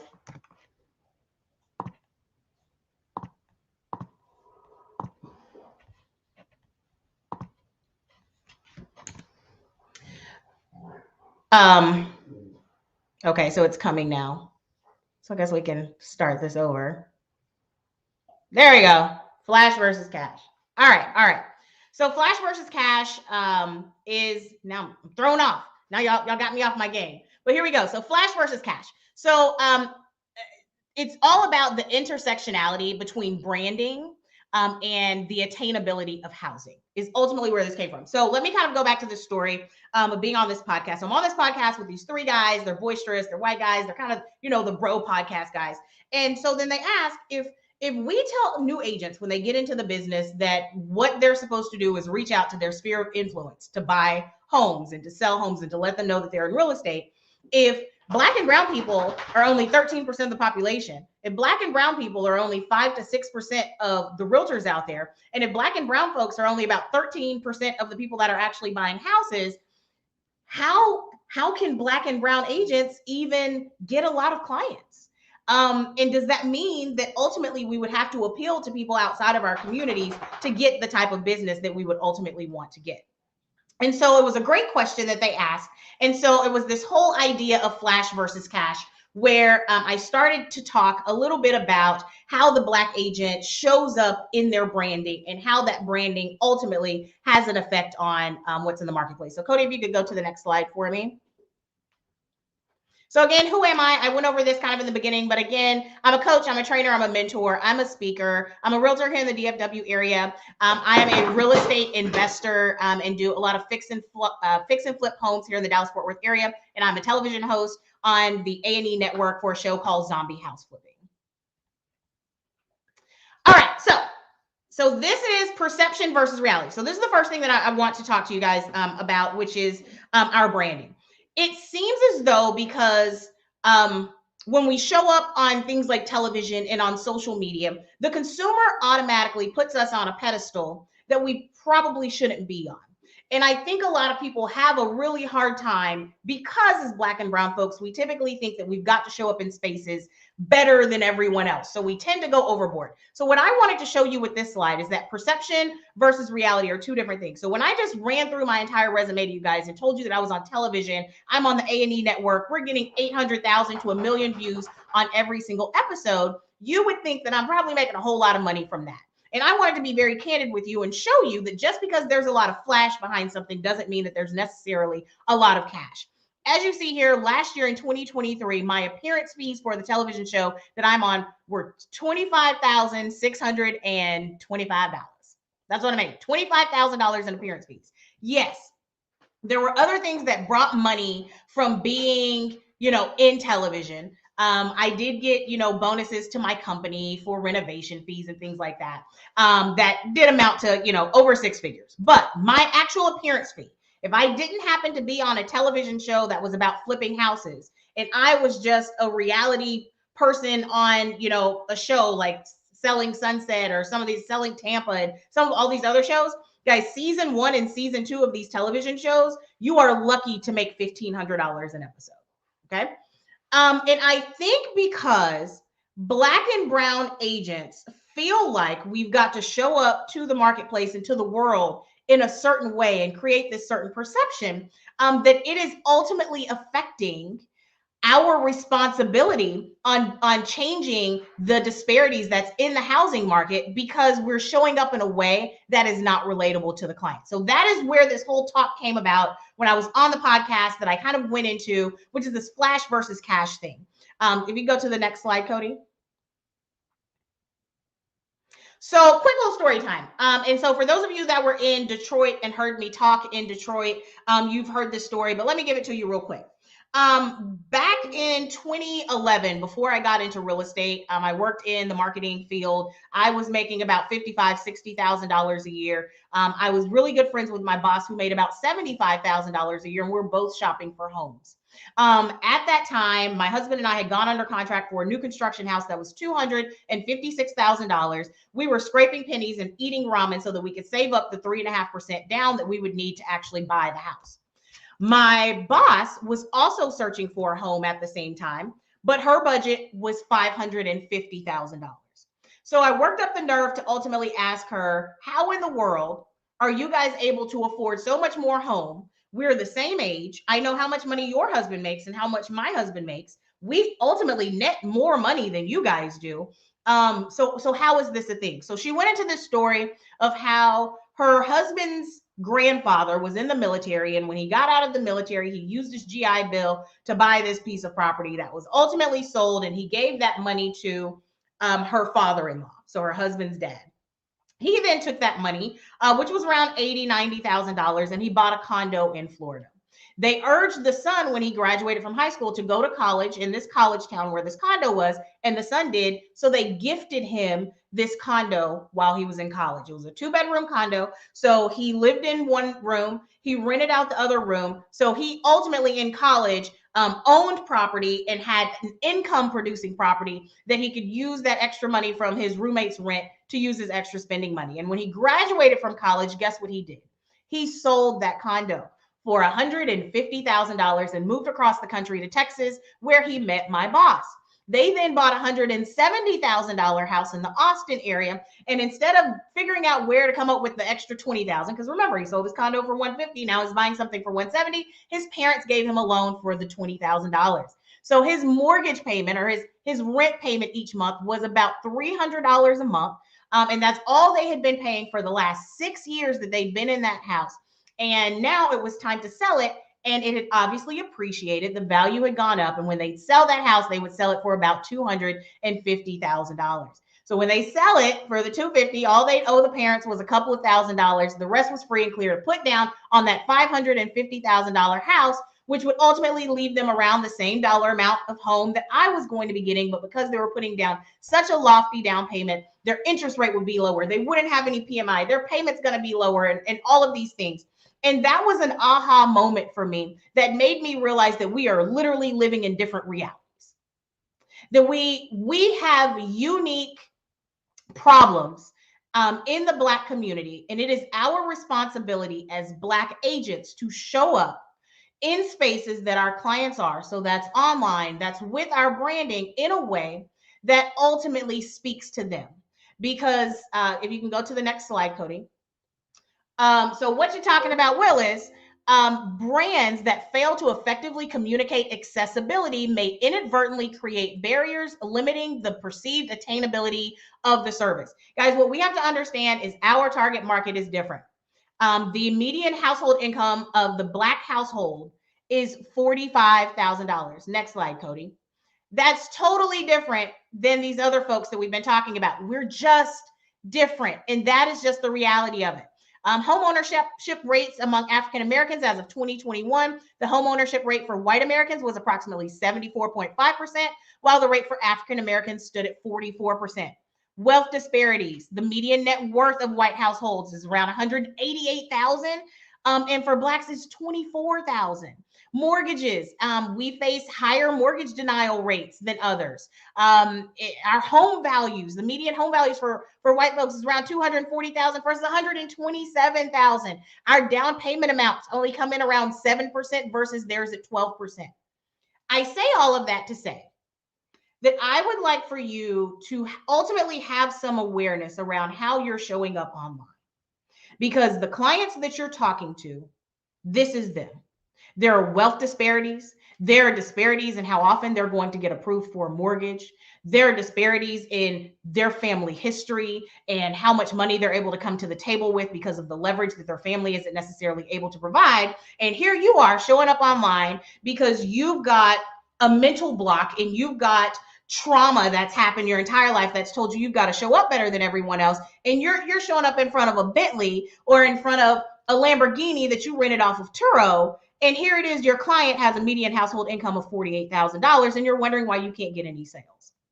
Understand that perception is reality, and understand that our responsibility goes beyond simply servicing these clients, but also the whole cycle of bringing more Black and brown representation on the sales side and actually being realtors is going to be contingent upon our pool of buyers and sellers and people that we can actually work with in our sphere of influence. And it's almost what comes first, the chicken or the egg.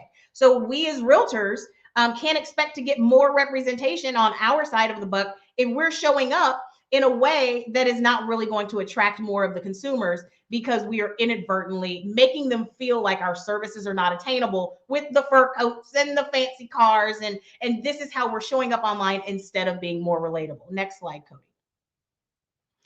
If they can't see themselves in the picture. So I heard Brother Ben X talk about this one time, and he took this from a talk that the Honorable Louis Farrakhan did at one point, where he was standing before an audience and said, if I took a picture of this audience and I handed you a picture, what's going to be the first thing that you look for in the picture? And he was asking different audience members, and obviously everyone in the audience said the same thing, look for me. And if you're not in that picture, what are you going to do? I'm going to pass it along. And guys, that is literally what is happening with our clientele and with your branding when you are not relatable. When you are putting out branding that just makes you feel good and just looks good and is creating a perception rather than a reality of relatability, folks do not see themselves in your picture. And if they do not see themselves in your picture, they will not be interested. And I think that this is what is happening. And I feel very, very strongly about the fact that we as realtors, it is our responsibility to show up online more responsibly in a more real way that's going to ensure that our consumers and the people that we're talking to that have a totally different background and a totally different experience and a totally different need and a totally different way of communicating, that it is our job to show up that way so that they understand that the things that we're doing are not exceptional. Therefore, the results that we're doing are not exceptional, and it is attainable for them as well. Okay. Next slide. So how do we fix that? And it's pretty simple here. Just 3 steps, guys, with just branding awareness, which is what this whole talk is about. Honestly, this talk was about me getting on my soapbox because it's Black History Month. And by God, I want us to help out with the housing disparity that we have in the Black and brown community. And I think that that starts with us as realtors. And it starts with something very simple, which is our branding and how we're showing up online so that the consumer has confidence to know that they can do and buy homes and sell homes and be in this space and build wealth. But if we're showing up in a way that makes them feel extremely intimidated, they're drawing back and it's not happening.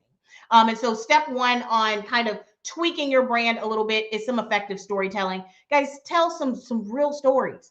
I just got on here and I spilled some real beans and you guys are like, wow, oh my God, I had no idea that you only made $25,000 in appearance fees. Why did I tell you that? I told you that so that it can be relatable. I told you that so that you can understand that while you may see me online and you may see me on television, you don't know my whole story. And so having some effective storytelling and telling some nightmares and telling some fairy tale stories of things that have happened with your clients that may not necessarily have the down payment or may not necessarily have all of the resources they need to buy a home, but how you got them to the finish line, as that's what we need to see more of than a lot of the luxury items that we're seeing, because that's just not speaking to our brands or speaking to our consumers as a brand. So less luxury, more relatability. Again, that can go back to storytelling. That can go back to sharing more of your failures instead of sharing only your wins. That can go to, showing up online without just all professional pictures, but really showing the day-to-day and what things look like and what this process looks like so that the consumer can understand that this is something they can touch and do as well. And if you're showing up as if you're exceptional, your results will be perceived as exceptional, not attainable. And that's something that I focus a lot on with my brand. I do a lot of self-deprecating humor. I tell a lot of stories of my losses, of my failures. And I share those things, not because I want anyone to feel sorry for me, but I want people to understand that what you have to get about the psychology of people that are consuming content is if someone is consuming content and they're not creating it, they automatically will have you up on a pedestal. And if all you do is validate their perception and thoughts about you being up on this pedestal by branding yourself in a way that keeps you up here, then in their brain, what you're doing, you're exceptional. So the things that you're able to do, or these people that you're helping, they're not like them. And so they're not reaching out to you. You're not getting the business that you should be getting. We've got people that ultimately probably could get approved for homes and they're not even trying because they just see this grand picture of real estate and this perception of it that really is not reality. Guys, what we're doing is not exceptional. You are not exceptional. What we're doing is very attainable, and it is our responsibility to kind of change the narrative on Black and brown home ownership. And what better place to start than with our branding and how we're showing up online so that folks know that what we're doing is actually attainable. Next slide.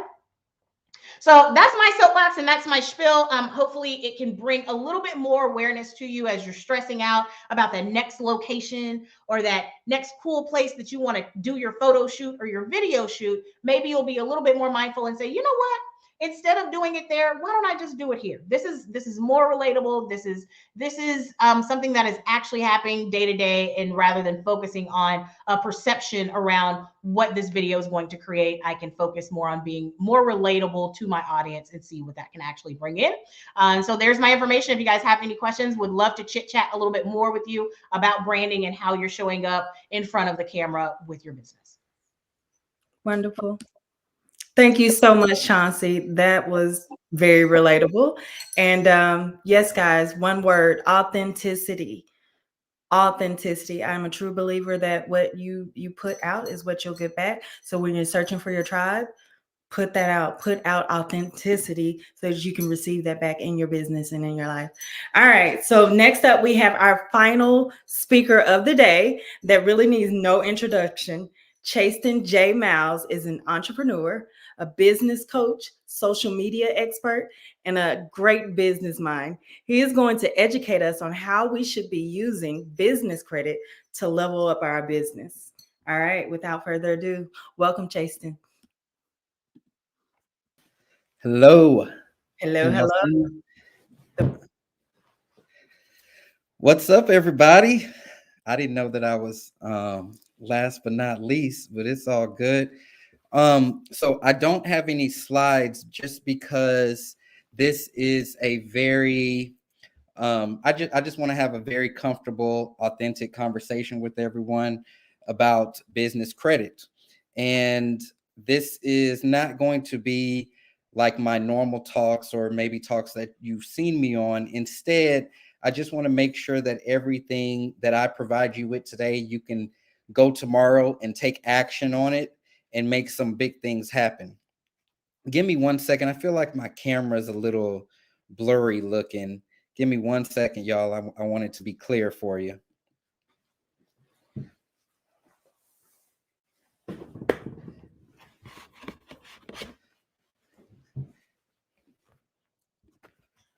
I guess that was a little better. All right. All right. So with business credit, something that I didn't really know about a few years ago and how I landed on business credit was I had just got a new office space. I was expanding my team and I was ready for the big boy office. I was ready to, do it up. And since this was such a large office, I had to get everything. I had to get furniture. I had to get copiers and printers and internet and all that kind of stuff. And I didn't really think anything of it, right? I was like, I can just get some little IKEA furniture and go to Office Depot and get a printer.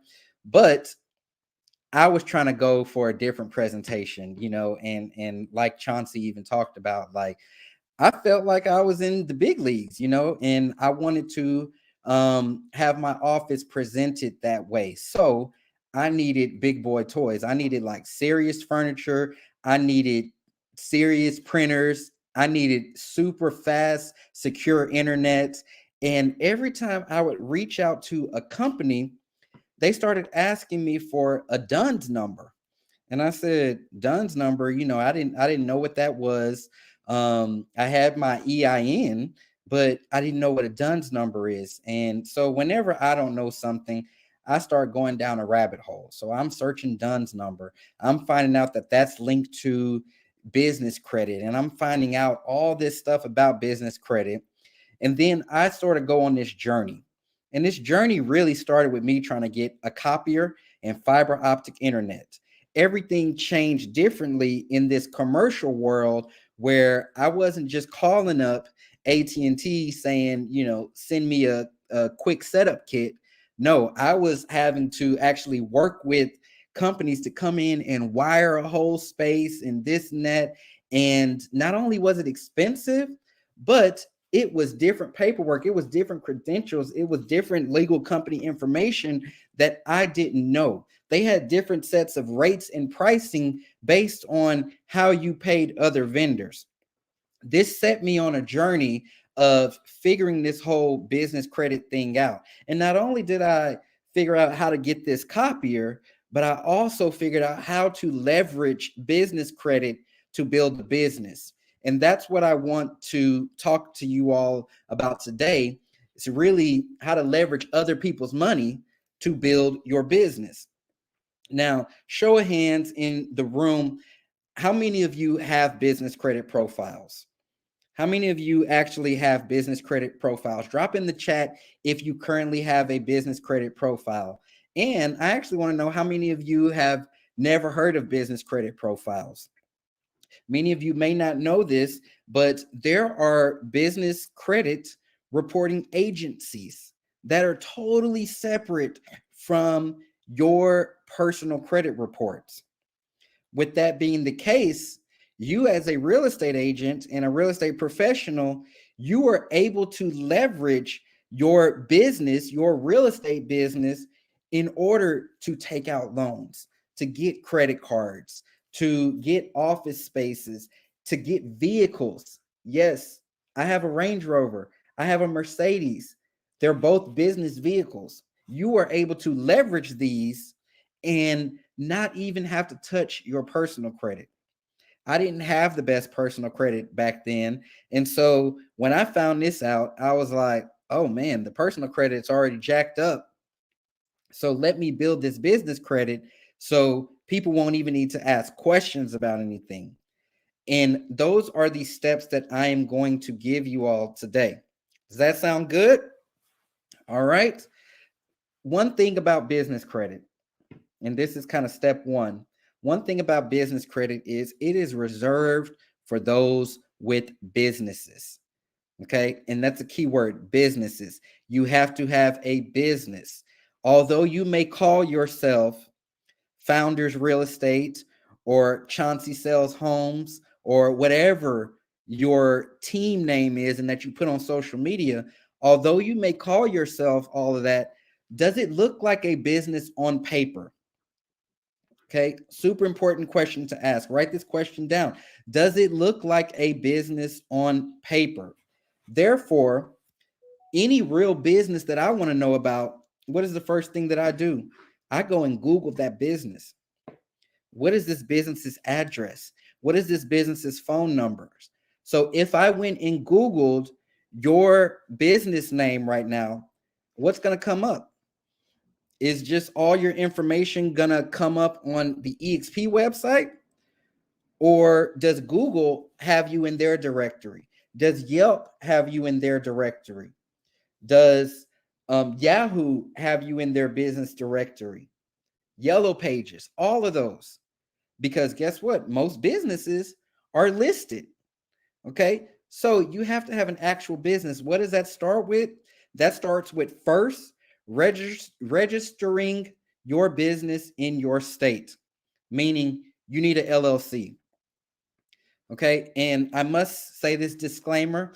I am a real estate agent. I am not an attorney. I am not a financial advisor. Do not take this as legal nor financial advice. This is for education purposes only. Consult with your CPA, consult with your attorney if you have any questions, but you need an LLC or any entity, whatever makes sense for you. It needs to be filed with your state. Once you file that with your state, from there, you need an EIN. That's your employer identification number, your EIN. This EIN, this is your social security number for your business. So as you start to try to get business credit, to try to build your credit profiles, instead of using your social, you're now going to use your EIN.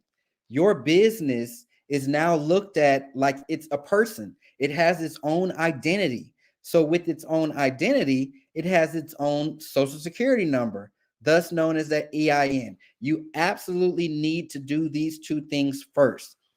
The reason is because moving forward, everything that you do, you're going to use that EIN and you're going to use that legal business name.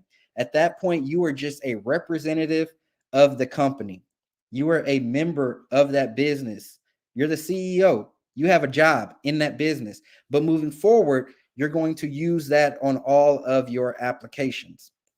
Now, when you have an EIN, when you have that business name, guess what you need now? You need an address. businesses have to have an address. And this address gets listed on site. So a big question people ask me every time I speak on this is, can I use my home address? It's totally up to you, whether you want people to know what your home address is or not. When it comes to funding, it used to be very difficult to get away with using your home address, but since the pandemic and people working from home and running their business from their home, they have relaxed on that a little bit. However, what I would recommend is getting a virtual address. So a virtual address, it's a full-on business address. Most times they are in a corporate building, in an actual office. And what they do is you can use their address and they collect your mail and they'll mail it out to you. They'll forward it to you. A lot of companies out there offer virtual addresses. You can get on Google and just type in virtual business address. You'll find companies out there, but you need a real business address. Keep in mind, everything that I tell you, when you apply for funding and these companies look you up, are they going to see a real business? That's what you always want to ask yourself. Am I going to look like a real business? So if my business address is linked to my home versus an actual corporate office building, which one is going to look more real? Okay, so get that virtual address. Alongside that virtual address, you're going to need a business phone number. A business phone number. Now, I started out using Google Voice. It was free until I started to build up my business credit. Now, my phones are through T-Mobile and they're registered to my business. So they don't even have my name on them.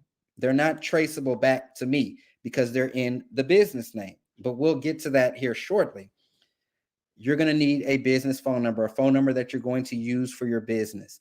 Again, I'd recommend getting a Google Voice number, something like that, and not your personal cell phone number. With all of that information now, you have your LLC, you have your EIN, you have your business address, and you have your business phone number. Guess what? This is about money. You're going to want money. You're going to be making money. So you need a business bank account. You need a business bank account. And I have this rule of 3 when it comes to your business bank accounts. You want to get 3 different business bank accounts. One at a local business bank in your area, another one at a national bank, so like a Bank of America, a Chase, something that's everywhere, and then a third one at a credit union. So that's my rule of 3 when it comes to your business accounts. But as a business owner, you're going to treat this like you starting a new business relationship with a financial institution. Therefore, don't go open your business account online. Go into the bank, meet with a business advisor, and I'm going to tell you how good this can get.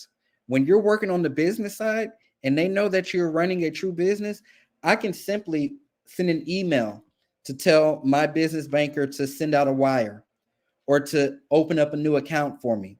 I can say, hey, can you open up a new account? I'm buying a new investment property.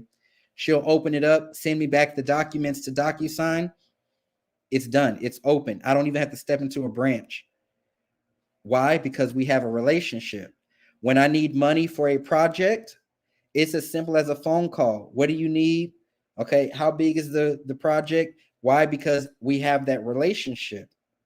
So you're going to want to establish that relationship. If you walk into a bank, you don't feel comfortable with that business advisor, it don't really seem like they're going to help you out, just go to another one.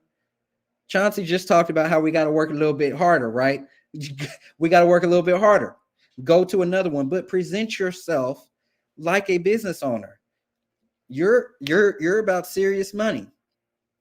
Okay? At that point, once you have your accounts open, and remember, you're using all of your business information for this. Once you have those accounts open, now you have to start using them, right? You get paid commissions, you get paid rev share, you get paid from your investment properties. This is money coming into your business. So there needs to be activity in these business accounts. All right. You're now using them for your business. At that point, it gets a little fun. Now you can start getting some money. But before you get money, remember, we want to make sure that we're presented like a business. So you're going to submit yourself to what we call 411 directories. Y'all remember back in the day, you pick up the phone and dial 1411. The operator would come on. You say, hey, I need the number to such and such on this street. And they give you the phone number. Well, that still exists, but online now. So 411 directories are websites that house a directory for businesses. Some examples that you may be familiar with: Yelp, Yelp.com. That's a 411 directory. Google My Business, that's a 411 directory.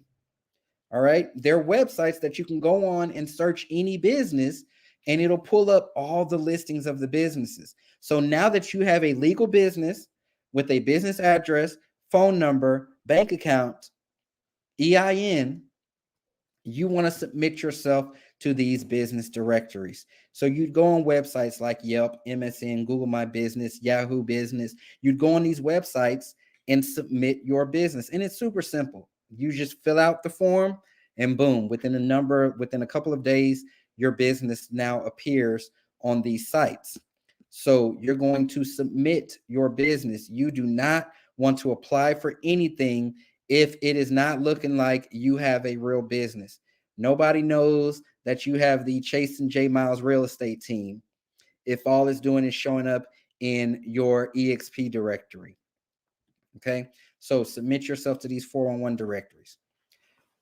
Now, when it comes to business funding, let's talk about the money, how to use other people's money.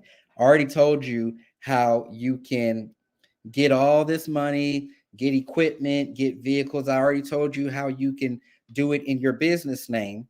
But first, you have to get your business credit reports established. So how you do that is through a website known as Dun & Bradstreet. Dun & Bradstreet. It's going to be DN as in Nancy B.com. And a lot of people ask me, hey, I thought they were getting rid of that. It's for government only. No, it's 100% still relevant. And you're going to get a DUNS number, a DUNS number with them.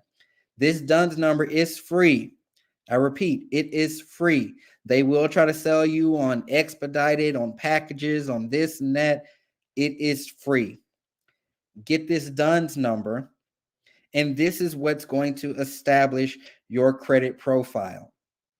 When you go to certain websites to apply for funding, they're going to ask you that DUNS number. This does not replace your EIN.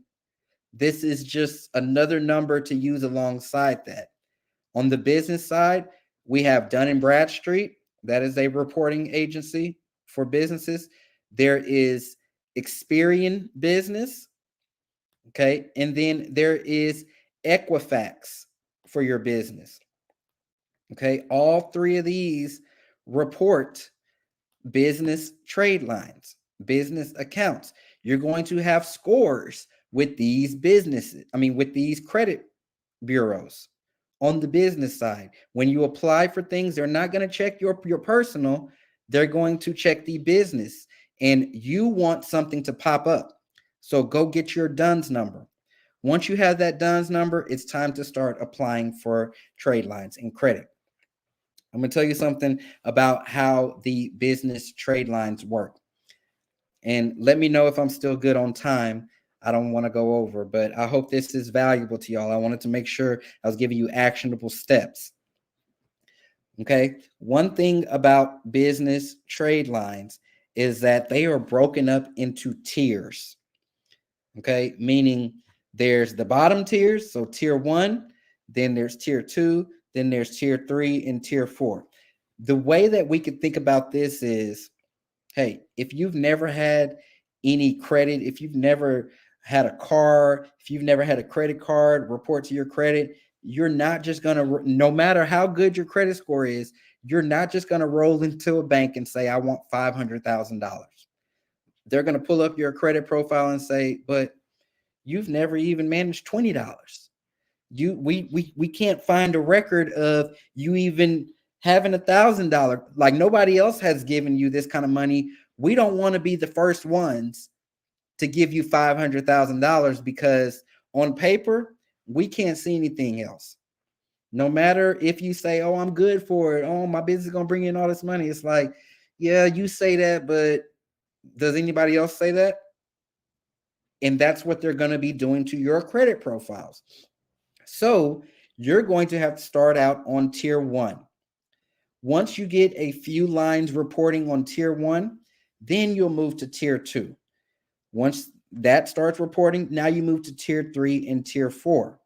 So the way that you can think about it is tier 1, that's going to be that stuff that you probably don't really want, probably not going to use. It may be more expensive, may have a higher interest rate. In tier 4, that's going to be your cars, your Range Rover, your G-Wagon, right? It moves up the tiers. Okay. And so therefore, when it comes to you applying, we're going to start applying for tier 1 companies. These are kind of the companies that anybody will approve. One of them is going to be this company called Uline, Uline.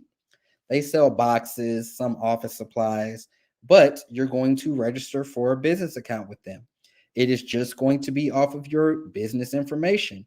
You're going to place an order and you're going to receive an invoice. Yes, invoices do exist. You're going to receive an invoice. It's going to say, Chasten, we see that you ordered this pack of staples. It was $20.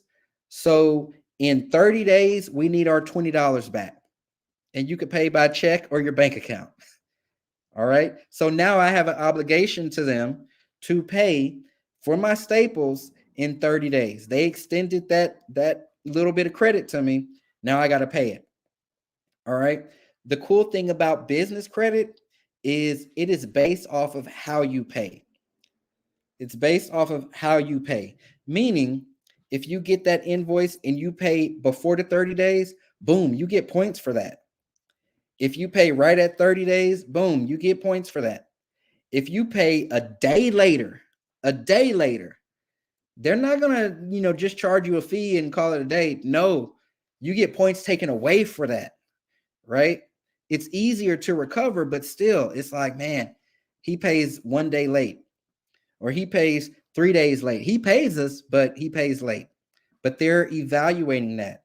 So rule of thumb is don't pay it immediately. So don't just buy something right now, then immediately pay it off. But don't wait until the actual due date. Once you get that invoice, you can wait about 2 weeks, then pay it off. Okay. So Uline, Uline. That's one company. Another one is Quill, Quill. Quill. That's another company you can get a starter trade line with. Same thing. Buy something, receive that invoice, 2 weeks later, pay it off. Okay. And there's a lot of these tier 1 companies. I have a whole list of them. So if any of you want to reach out to me, I can provide you with that, or I can give it to the moderators and they can send it to you. But you're going to go ahead, start with that tier 1. Once your tier 1 starts reporting, now you move on to tier 2. So tier 2, it gets a little bit better. It's stuff you can actually use. This is going to be your gas cards, right? So you can get a Shell card, you can get a WEX card, a QT, 7-Eleven. I have all of them that you're just going to use for gas. You can get a Sam's Club business account where Sam's will extend you a line of credit. You can use that at Sam's and Walmart. Now, I must say this, though. These are business accounts. Don't go in Sam's and Walmart buying your weekly groceries with that business account. They will shut it down. Don't go in there buying stuff that someone is going to look at and be like, they told me that they were running a real estate business and they're in here buying Pampers. It's not how this works. All right. But think about all the things that you actually do in your business. Even if you're hosting a client appreciation event and you need food, you need decorations, all that. Yeah, use that Sam's business account. Go in there, get it, pay it off once you get the invoice 2 weeks later. All right. Sam's is really cool because they'll give you credit limit increases. Another one, Floor and Decor. If you flip houses, Floor and Decor is great. I use them for all of my flips. Okay. These are all tier 2 companies that you can get. From there, now you're moving on to tier 3. This is going to be your companies like American Express. Now you're getting into credit cards. All right. So American Express Platinum, American Express Gold, Chase cards. You're getting actual business credit cards, small starter business loans where you can just get one through your bank. And then tier 4, now you're moving into vehicles, homes, big equipment funding, capital to startup capital, things like that, where you could say, hey, I need $20,000. I need $30,000. All that stuff is going to be tier 4, right? But it's a business, and they're going to look and see on your profiles that, oh, okay, they have all these different trade lines reporting. They have 20 other trade lines reporting. They're actually running a business. They buy things. They pay it off. They have high business credit scores. No, we don't even need to pull their personal credit. It's not going to be reported to your personal credit because you are operating out of your business entity. Okay. So those are the big steps to get started with your business credit. And when you are leveraging your business credit, one of my actual financial advisors, one of my bankers, put it to me this way. She said, Chasen, let's say that you get invited to a meeting, and it's a meeting with a big developer.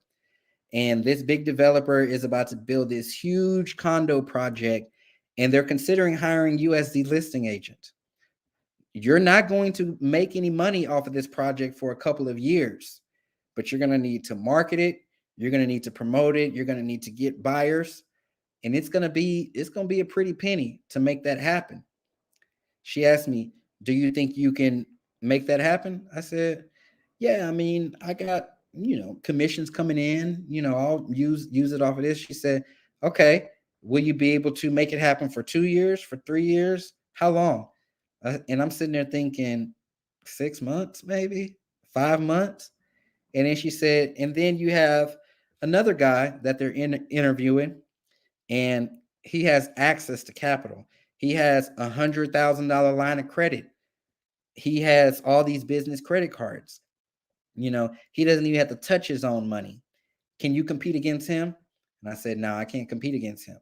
She said, this is more the reason why you want to get very involved in this business credit side. Like a lot of us as real estate agents, we don't think that we need business credit in real estate, but same thing. What if you make a great connection with the developer? They're about to open up a whole subdivision. It's going to take you a while to get paid. Do you want to leverage all of your money, have your bank accounts barely slimming by in just hopes of, oh, I'm going to get paid eventually once it sells?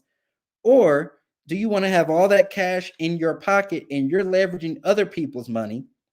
You're leveraging the bank's money. The bank knows that this project is 2 years out because you have that personal relationship. So they're able to make adjustments to where your first payment due date is not in 30 days. It's more so in a year or two, right? Or you're just paying interest only on this line of credit because they know that you're using this money to market this big development, right? And they're more willing to lend it to you. It's more of a secured investment. What about flipping homes? A lot of us as real estate agents, we want to flip properties. Why would you use all of your money on that project when you could use other people's money? When you can use the bank's money, when you can use the credit card money. And I'm going to tell you my favorite part of this. I love American Express. I love Chase.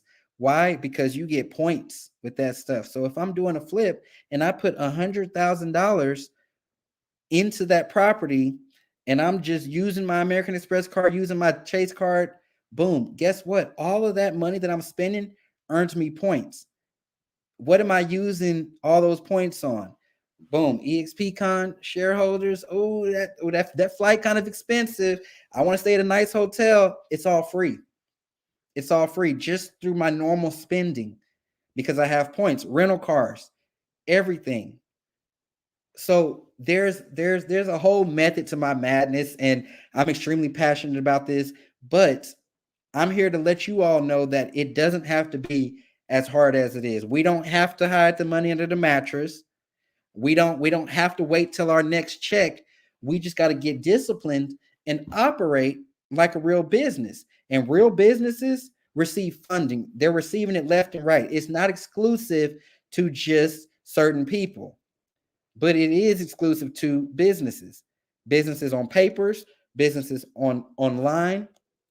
All right. All this needs to add up. Your tax returns, you're now doing your tax returns in your business name. You're not putting kids and miscellaneous things on there. No, let the business show what it is. The businesses, they're not looking for it to show this huge amount of profit. No, it just needs to be based off of a business. So without going too deep into this, that is my talk for you all this afternoon. I hope it was valuable. And like I said, I can share, I have a business credit ebook. I'm more than happy to share it that has all these steps, step by step for you. Awesome.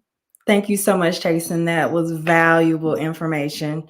I think a lot of us really want to deep dive more into that. And you've definitely left us with a lot. So the word after Chasten is leverage, you guys. So get with Chasten to find out more about how you can use business credit in your business. All right. So next up, what everyone I'm sure has been waiting for, it's award time, you guys. It's a time for the BENJI Awards. So we are going to recognize and celebrate the incredible talent and hard work in our real estate community. So without further ado, let's get ready for the show.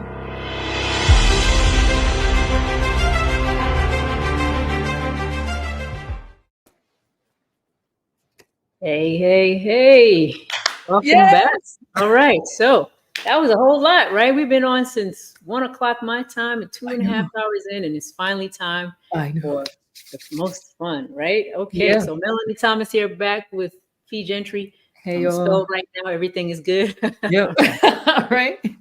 What is this? Let's say what this BENJI Awards is all about. Why did we come up with this crazy idea? Fee? Tell the people. I mean, like one of the reasons that we came up with BENJI Awards was because it's kind of like the Essence Awards. Like it's great to receive awards from your colleagues in the industry and all that stuff, but it means something really special when you get it from the people that are in your community that look like you, have the struggles, experiences, etc. It's just a different thing, right? It's like we made it, Mom. Like, look, we really made it. So that's why.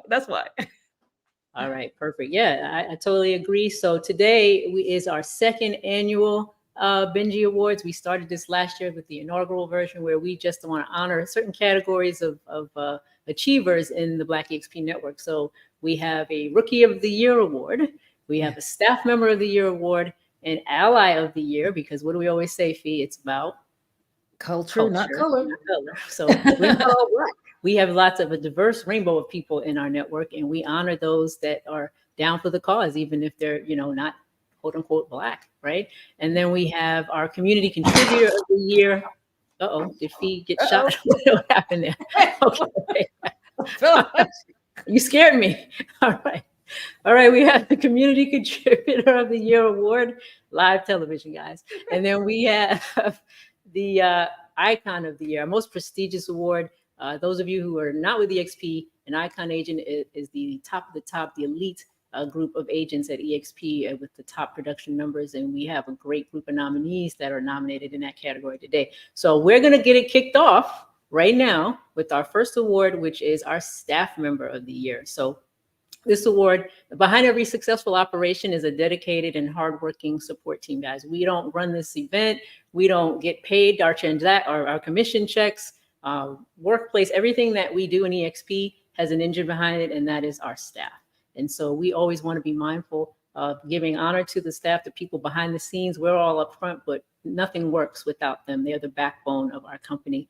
So they're the unsung heroes that work tirelessly to keep everything running smoothly for us. And realtors like to get paid, right? So they hold everything together. So the recipient of this award is a shining example of excellence in our support staff, with her unwavering commitment, exceptional work ethic, positive attitude, She goes consistently above and beyond to ensure the success of certainly of the Black EXP network, but also One EXP as a whole. So it is my great honor to recognize our honorary recipient of the Staff Member of the Year Award for the Black EXP Network, Morgan Johnson. All right. Well deserved, Morgan. Are you here with us to accept your award today? I am here. Hello. All right, all right, all right. So now this is what your freshly non-minted award is going to look like. It's going to have your name and Benjamin's going to, this is probably the last year Benjamin's getting a makeover. So you're going to be the last person to get one of these with his on there. It'll be coming to you very shortly. What would you like to say? You know, Morgan, you help us do everything. You keep us on track. You chase us down when we owe you things. Especially you, Melanie. I chase you down a lot. Don't tell my secret. Don't tell anybody. Don't let them know. But tell us what it is that you do behind the scenes and that we might not be aware of, like Black History Library. I know that everyone, hopefully, if they haven't seen it, better go see it. You are a huge part of making that happen. So tell us a little bit, you know, give us your acceptance speech. Well, I'm the Diversity, Equity, and Inclusion Communications Coordinator here at EXP, and it is honestly my honor to get this award. I joined EXP a couple of years ago, and I saw staff members getting this award, and I told my mom, I said, I'm going to get that award one year.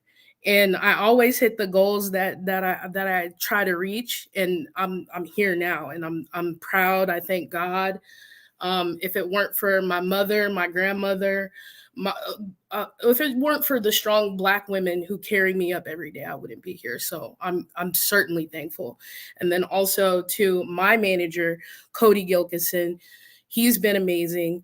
My manager before him was Erin Holman. She's another powerful woman in the industry. So I just thank everybody. And I also thank you, Melanie. You've taken me under your wing as well, and I appreciate that. I appreciate you too, Morgan. Thank you so much. We always want to acknowledge the folks that are working so hard every day in the world, in the new world, everywhere where we are now to make us the company that we are. And we couldn't do it without you. So thank you, Morgan. I'm glad to send you this award. And when you get it in the mail, make sure you come and post with it. Oh, yeah. I'm going to give it to my grandma. So I'll take a picture. Right. Beautiful. Thank you, Morgan. Appreciate you. Okay, Sophie, you're coming back. Yeah. Who do we have? Who's our next award recipient? Man, Let me let you take that. I'm so excited about this one because this was always something that's, you know, dear to my heart. So next up, we have the Ally of the Year. And this honor goes to an individual who has tirelessly advocated for underrepresented voices and communities, and not just for BEN, but all of our platforms in an industry that's always, you know, changing and evolving. Like, so the theme here, she represents what evolving means. It takes a true champion of diversity, you know, equity and inclusion to impact and effect real change. And she's done this. And so the winner of this award is a leader who's just demonstrated that on a day-to-day basis. And before I present this award, I want to give you guys a real quick story. My experience of her, because I haven't talked to her in a couple of years, is at the at EXPCon, and she was just full of life and energy and was doing all kinds of things. So without further ado, y'all, introducing Stephanie Purnett. Stephanie. Oh my goodness, how do I live up to that introduction? Yeah. Huh? Oh, thank you. This is the biggest honor I've had. Well, thank you. This whole year, like seriously, everything that SCEN do is amazing. Well, it's inspiring me every day. Well, we could not have done it without you. Just talk to the people a little bit about where your heart is. I mean, like I said, I've had conversations with you, and you're just an amazing person. And you know, you worked with us for over the years, and so kind of this is your 30 seconds of fame. You know. Am I echoing to you? Echo to me. Am I echoing? You're echoing, yeah. Okay. Sorry. You want to put your headset on? Yeah, that's okay. Well, we got about 30 seconds, but basically we get the gist of it. So no worries, but thank you so much and congratulations. So y'all give her a round of applause. And thank you, and keep doing the work. Keep doing the work. We really need allies. You're the people that drive us. So Melzy, you coming back on for our next award? Yeah. We could let's let we got a little time. Let's let Stephanie give her speech. Well, let's Stephanie get her. Yeah, let's go ahead and get her headset on. Perfect. Yeah, Good. you go. You brought me back. Oh, way Much better. better. Yes, Oh my yes. God, I am so sorry. But like seriously, thank you. The recognition means the world to me. Everything I have learned from Black EXP Network, the leadership that you all provide to everyone, like, thank you. Like, I am so honored to be in this position. Well, no, Thank you thank for you. sharing that. What would you say, Stephanie? Like people would say, and you were involved with One EXP as well. And why would it be important for people outside of what the typical person you would think would be a member of these groups? What is the reason why you engage with it and find value in it? Honestly, number one is education. Like, as a realtor, if we are not learning, then we learned, right? And One EXP is giving me the platform to learn everything for all 15 resource groups, right? So I'm an advocate for all 15 of us. Okay. Yep. Right. Who can name all 15? Can you name all 15? I could. Go You ahead. want me Go to? for it. Black EXP Network, we got that one. Who's the others? Oh my gosh, you really put me on the spot. You really want me to do this? No, She's that's not okay. joking. Okay. No, I'm Black not EXP really. Network, Latino Network, South Asian, Women's Impact Network. Mm-hmm. That's going to We be our new one. have Latino. We Mhm. have Seniors. capable seniors, Indigenous, Climate action. climate action. Mm-hmm. You Okay. said young professionals? I did not. And they're amazing. Yep. Okay.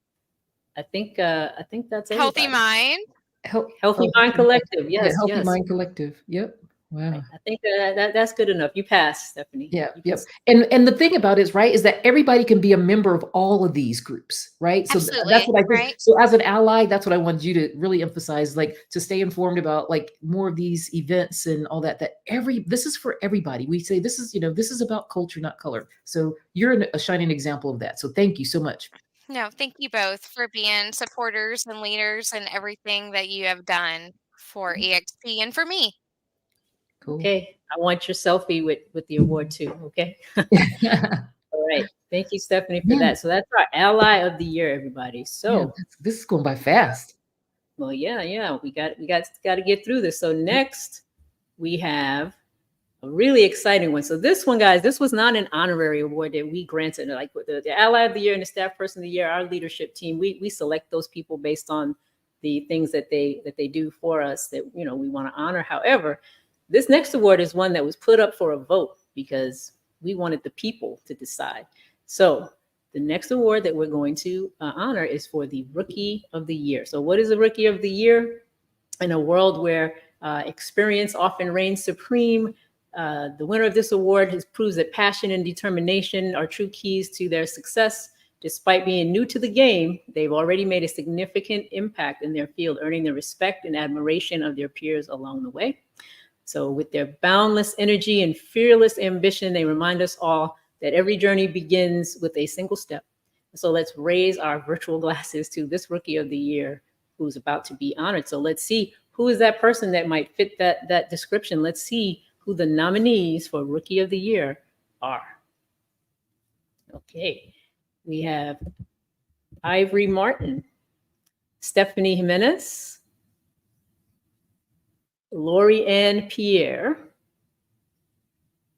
and Christopher Moore. And the winner of Rookie of the Year for 2023 is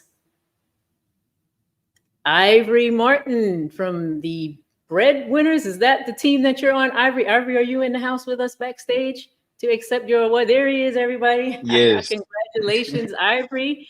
I am so proud Thank of you. you as Rookie of the Year. Honored to give you this accolade and just know that you were submitted, and all of the nominees, by the way, were submitted by their team leaders as the stars of their group to be accepting this award. So Ivory, what would you like to say, sir? How does it feel to win this Rookie of the Year? Well, really, I could honestly shed a tear because I've put so much hard work into this. I didn't see this coming, honestly, but God willing, I was able to make it to be Rookie of the Year. And also to answer your question, yes, I am a part of the Breadwinners organization. We are Right, here shout in the out. Dallas, Texas, DFW Metroplex. We have people in Houston as well. But, quickly, I just take a shout out to my mentors. They've been with me and helped me tremendously. My parents, my family, it's just really a blessing, and I'm so honored to have this award, and specifically to shout out one of my friends, Jason Kondakov. He wanted me to shout him out on my acceptance Okay. acceptance speech. So you hit everybody. You didn't write a speech. Okay. So tell me, Ivory, because this is, and it's Ivory Martin the second. Let me give you your proper Yes. address there. Now, as a new agent, things are a little different now. Things are getting harder. Agents are, confused and leaving the business and frustrated when they're starting. They don't know where to start, or since the pandemic, everything, everything's out of control in some people's minds. How did you, as a new agent, right out the gate, what was the biggest factor in you reaching the success that you did so quickly in your first year? Well, with that, it comes building relationships with people. Having a relationships with people, that'll take care of itself. The way you treat people and also the way they can remember you, that was one of the big factors that helped my business, as far as even if people weren't ready to buy a house or they're already in the home, they would actually, refer me out to people and help me expand my business. So doing that and just meeting as many people as I can, that was a huge factor. And just reaching out to people, continuing to build a relationship, even if I don't know you, honestly. But over Facebook, you can get to know me very easily by the way I construct my videos, and I'm posting pictures all of the time. I'm just always in front of a lot of people. Okay, you think that's the biggest factor? You have any piece of advice for? Well, let me go this way. What's next for you? Is it Icon? What's your next target? Yes, Icon is definitely my next target. I'm almost close to getting towards the capping status again. So I have my goals set out to reach capping status at a certain point of the year to get to Icon. But honestly, a piece of advice that I would say is, definitely don't give up and just continue to get out of the house, go meet as many people as possible, and just remain consistent. Find your niche, educate your audience with that, and just be you, be yourself within that. And what I have Certified Realtor for is just the easy name for people to remember me if they didn't remember my name. So a lot of people just call me, hey, that's Certified Realtor, that's Certified Realtor. So that's what advice I can give you. Just, find your niche and be yourself. All right. Well, thank you so much, Ivory, for accepting this award. It's an honor for us to give it to you. Yours is coming in the mail. I want to see it all over your social media and shout out that you sure are will. the BEN Rookie of the Year for 2024. All right. 2023. Thank you. Thank you so much. All right. Thank you, Ivory. Okay. That's awesome. The young folks making us proud. Yeah. The young folks are over. Yeah. All right, Sophia, I'm going to leave you because this next one is a super special one that is close to my heart, because these are the people who really put the work in and try to enrich the group. So let me let you take this one and let's see who's the next honoree. Yeah. So the next honoree that that's coming up is this award was, and we wanted to specifically, because everything when we created the Black EXP Network was about community, right? About collaboration. And this person signifies collaboration. Actually, she could have won all of these awards, like a lot of these awards. So what we did is just kind of rolled her, we could roll her up in all of these things, roll her up. And so what we're going to do next is called the Community Contributor of the Year. And this award recognizes an individual who has dedicated their time, their energy, and resources to making our community a better place. And that's both offline, and virtually online. In a world where, people are so self-consumed and just self-absorbed, this year's winner shines brightly as a beacon of hope and walks the walk and talks the talk. Whether it's through her weekly educational events, both online and offline, whether it's her volunteering or simply just listening This individual embodies the spirit of what we call generosity and goodwill. Her voice and her works have touched the lives of thousands, and I'm not talking about that. I'm not even exaggerating. Thousands of individuals and people across the world, and she has left a roadmap of success to inspire for other generations to come.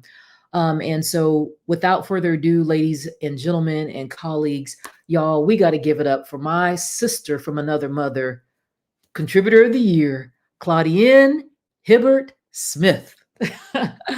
Yes. Claudienne, are you there?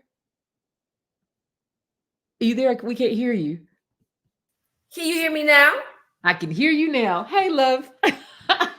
Hi. Hi. How are you? I didn't know it was gonna be me.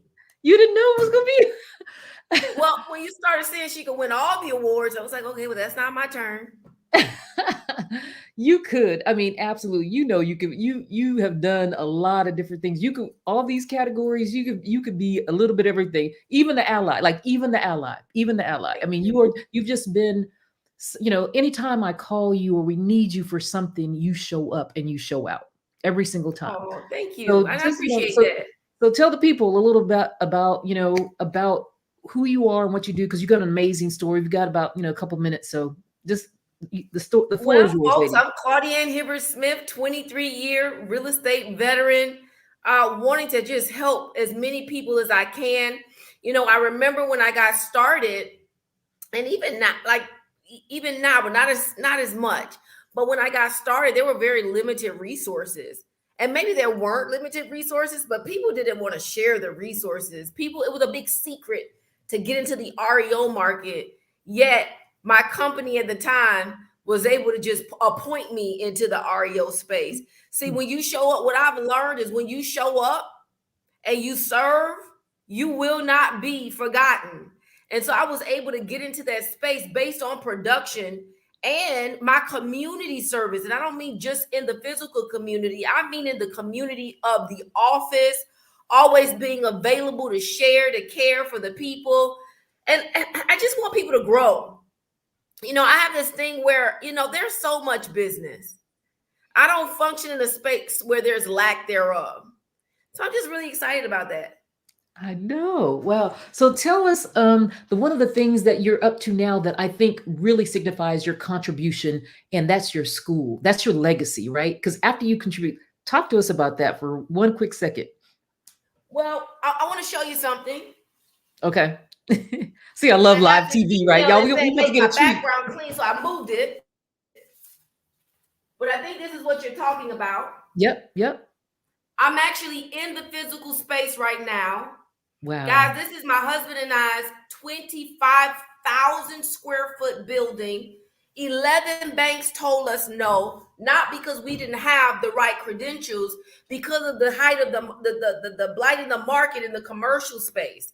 It was because banks were starting to file bankruptcy and they were getting very nervous. So they were not lending. And so we had to come up fee with 40%, have a hard money loan at 12% interest only, and of $3.3 million. And when I tell you, if it was not for real estate, I don't think we would be in this space, because we had to liquidate some things. Coming up with $1.5 million ain't easy. Right. There was no crowdfunding. There was no fund. There was Claudienne and Mario, and we were able to make it happen. And so, don't give up on your dreams, guys. Don't give up on your goals. And I'll tell you this, millionaires are created in recessions. Okay? Millionaires are created in recessions. Don't lose sight. Don't give up. Don't hang those license. Everybody, don't do what the masses are going to do. You stay put, keep your license, keep making the phone calls, keep connecting, and keep closing deals. There you go. That's what I'm talking about. So thank you so much. And congratulations again. You will be receiving your award in the mail. Hey, Mel might drive it down up to you. So maybe y'all will meet in Florida, you Floridians and all that. So again, congratulations. Y'all give it up for our community contribution award of the year. Congratulations. I'll see you soon, lady. I'll see you soon. All right, Mel, we are. Claudienne. Who doesn't love Claudienne? Yeah. Who does not love Claudienne? Who does not love Claudienne? I know. All right. So look, we're at the final award of the day. Yeah. And it's, again, like I said, our most prestigious. This is a category that is made up of a great group of people from varying backgrounds. We have one of our own tribe leaders is nominated. We have just one of the mega icons of EXP. We have a brand new icon. We have an icon from Idaho, a gentleman who's a four-time icon who is only 24 years old, I believe. So just a great mix. So I know this is like the movie of the year award right here. Like this is the best picture. I mean, and everybody's gonna be surprised by the ending of this, right? I love this. Yeah. Well, I don't know. Maybe we'll see. Maybe. Let's find out. So what is an icon? Let's tell people who don't know. You want to take that part, Pete? Yeah, I'll go ahead and do what an icon is. An icon is a person who meets a production goal, right? And so in the state, so it depends on your state, it depends on the value of the properties in your state, but it's what you meet at least your $2.67 million in volume. And then you do an additional 20 homes after that. Or if you're in a place like California, it's a certain dollar amount, right? I think it's is it 5 million or like at minimum of 5 million or so. So this is a production volume goal, and we're just excited about it. Yeah. Anything else? At EXP, it's a little bigger than production because we want our icons not just to be producers, but also contributors to the community. So there's a cultural requirement component of this. So these folks are all amazing people, well-rounded human beings who don't just know how to make money in real estate, but they also give back to their community and their agent community and everything like that. So it's an impressive group. Believe you me. So let's go ahead and meet who they are. So I'm excited to know who's going to get this award. So the nominees for Icon of the Year are Rachel Allen, Noah Robinson,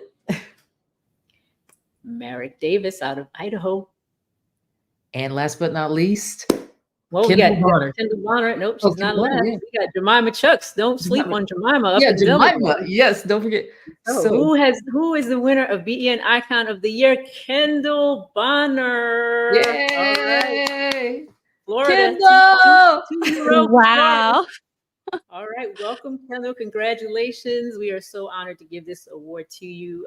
You're just everything. Just so you know, we set a record with votes this year. Totally blew away the vote count we had from last year. So you guys were out there putting your link on social media, and it worked. So what would you like to say about receiving this honor, this Icon of the Year for BEN? Yeah, first, just thank you. Thank you to the Black EXP Network. Thank you to EXP. Thank you to my sponsor, Veronica Figueroa, for waiting on me and bringing me into the family. Thank you to my family. I have two beautiful children who are 17 and 19 years old, and it's an honor to be able to set an example for them. I have a girl and a son. And thank you to my husband, who's also my business partner. I couldn't do anything that I do without him. And, of course, to my team is just, they're amazing, and they're good humans, and I love them. And I'm honored that I get to partner with people like that every single day. So I'm honored. I'm floored and I'm honored. That's great. So what you made Veronica wait for you. So what made you come over finally? What was the tipping point for you to join us here at EXP? Yeah, that's a great question. I think I'd like to say there's a couple of things that I have learned through my career that I think have shaped who I am today, right? And so I want to answer that question by sharing those two things, which was, one, I've always been a believer in learn, test, teach. Like, go learn stuff, test it, make sure it works, and then you can teach it and share it with others, right? And I think that's a more powerful lesson to help people grow in the business when you can show them by example, right? And I think, for one, Veronica did that, right? She blew my mind how she proved the model, how it works, right? That's one. But two, I love that about EXP is that it's such a contributing community. I know more people that give back to the real estate network and the real estate industry at EXP than honestly I've recognized at any other brand.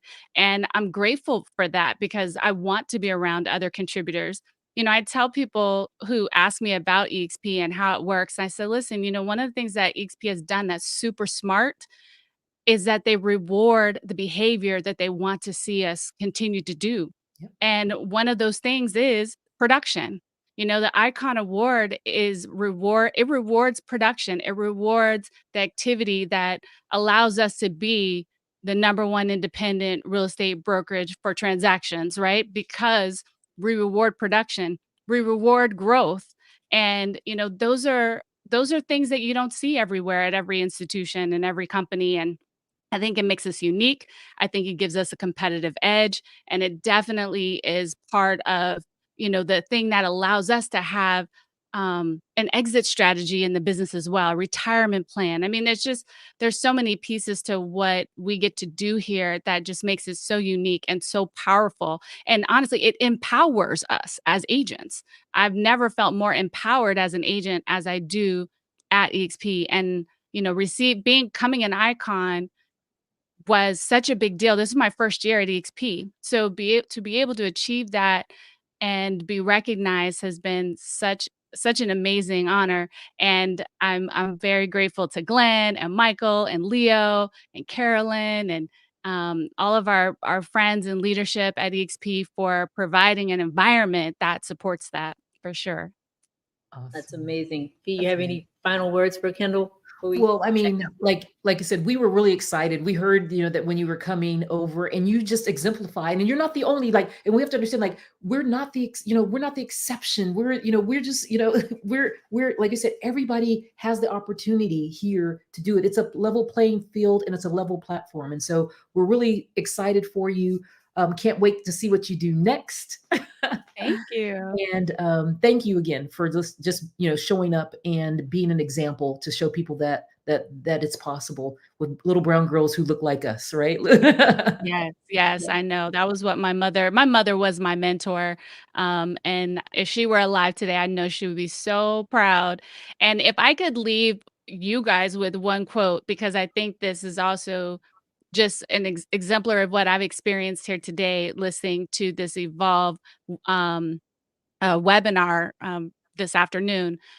One of my favorite quotes is by Alvin Toffler, and he said, "The illiterate of the 21st century will not be those that cannot read and write, but those that cannot learn, unlearn, and relearn." And I felt like you guys did that today. You provided an education today that was powerful. It was enlightening. It allowed each of us to grow as people watching and experiencing the event today. So I do want to thank you for putting on a quality event and making it virtual so that more of us could be present together and experience that. So thank you, ladies, and everyone behind the scenes. Yeah, thank you so much. Kendall. We'll see you in South Beach in October. Yeah. See ya. All right. Wow. Back, that's a wrap, guys. Nice day. Great information, just powerful speakers. I'm just honored to have been a part of it, starting out with Mother Fletcher in the beginning. I mean, what an amazing day. We're a little past our time. Just want to give one quick shout out because we're running behind that. The next big thing for us is the Agent Accelerator Academy, guys. So starting March the 12th, we are ramping up for class number 8. Right. All right. So yep. Be on the lookout for that in Workplace. If you want to apply to get in, that is our flagship creation here of the Black EXP Network. And 60 Days to Icon. Yeah, our 60 Days to Icon intensive learning program for us, by us, and everybody who's a member of BEN. Yep. Check on that in Workplace. So I just want to say thank you, Ashley, for wrangling these cats in here for us today. Thank you, team, for creating this amazing network that grew from your head to what we are looking at now, thousands of people across the country and the world. We honor you always for that. Thank you, Damien. Thank you, Mario. Thank you, all our speakers, Chasten, Chauncey, Valencia, Delisa Rose, who just killed it this morning and got us all thinking. Cody Gilkison behind the scenes. Put yourself on screen, please, Cody. Can you Cody, join us on screen? Thank you, Cody. All right. And then y'all, we can't. And the person that we can't forget is that we could not ever do this without Melanie Thomas. She is the heart and the soul and the engine behind. She's the engine behind this organization that makes the network run. So thank you for your vision and making it go. All right. Well, all the rest of our team, Rachel, who was Rachel. nominated. Sorry you didn't get it this time, Rachel, but next year. Yeah, There's always- Monique Harps, everybody as part of the leadership team, our members past and present, our team leaders past and present. We love you all. We would not be here without any of you. And Cody, I don't know, I'm not going to tell us how much notice you had to put this stuff up here today. Got it all done. So thank you as well. You're welcome. I just want to say I watch a lot of events at EXP and One EXP. I think this is my favorite event that we've ever done. I think it came off so good. And guys, if you're tuning in right now and seeing the end of this, play it back. Yeah, play Rewind. it and share it. And the most important part is the thing that's really important for us is to share this, right? To share this information data, because there's nothing like this in the nation, I don't believe, that does this. So that's right. If you didn't hear Mother Fletcher and Delisa Rose speak earlier, you failed Please at watch life. that. Rewind. That a couple times. Yeah, a couple times. All right, well, that's all we got. That's Black History Month 2024. Yeah. Wakanda. Mother Fletcher told us all about that, so it's real, y'all. Isn't that real? Yep, exactly. Today, we'll see you next time. Come join us in EXPCon in October down here in Miami, and we're going to turn up in person, y'all. Leave these computer screens behind. We're going to get together face to face. Remember how that used to be? So, thank you guys. Hope you enjoyed this. Hope you got something out of it. Share it, comment, put it on social media. We have been honored to have you here today. So thank you, everybody. Thank you. Congrats, everybody. Bye-bye.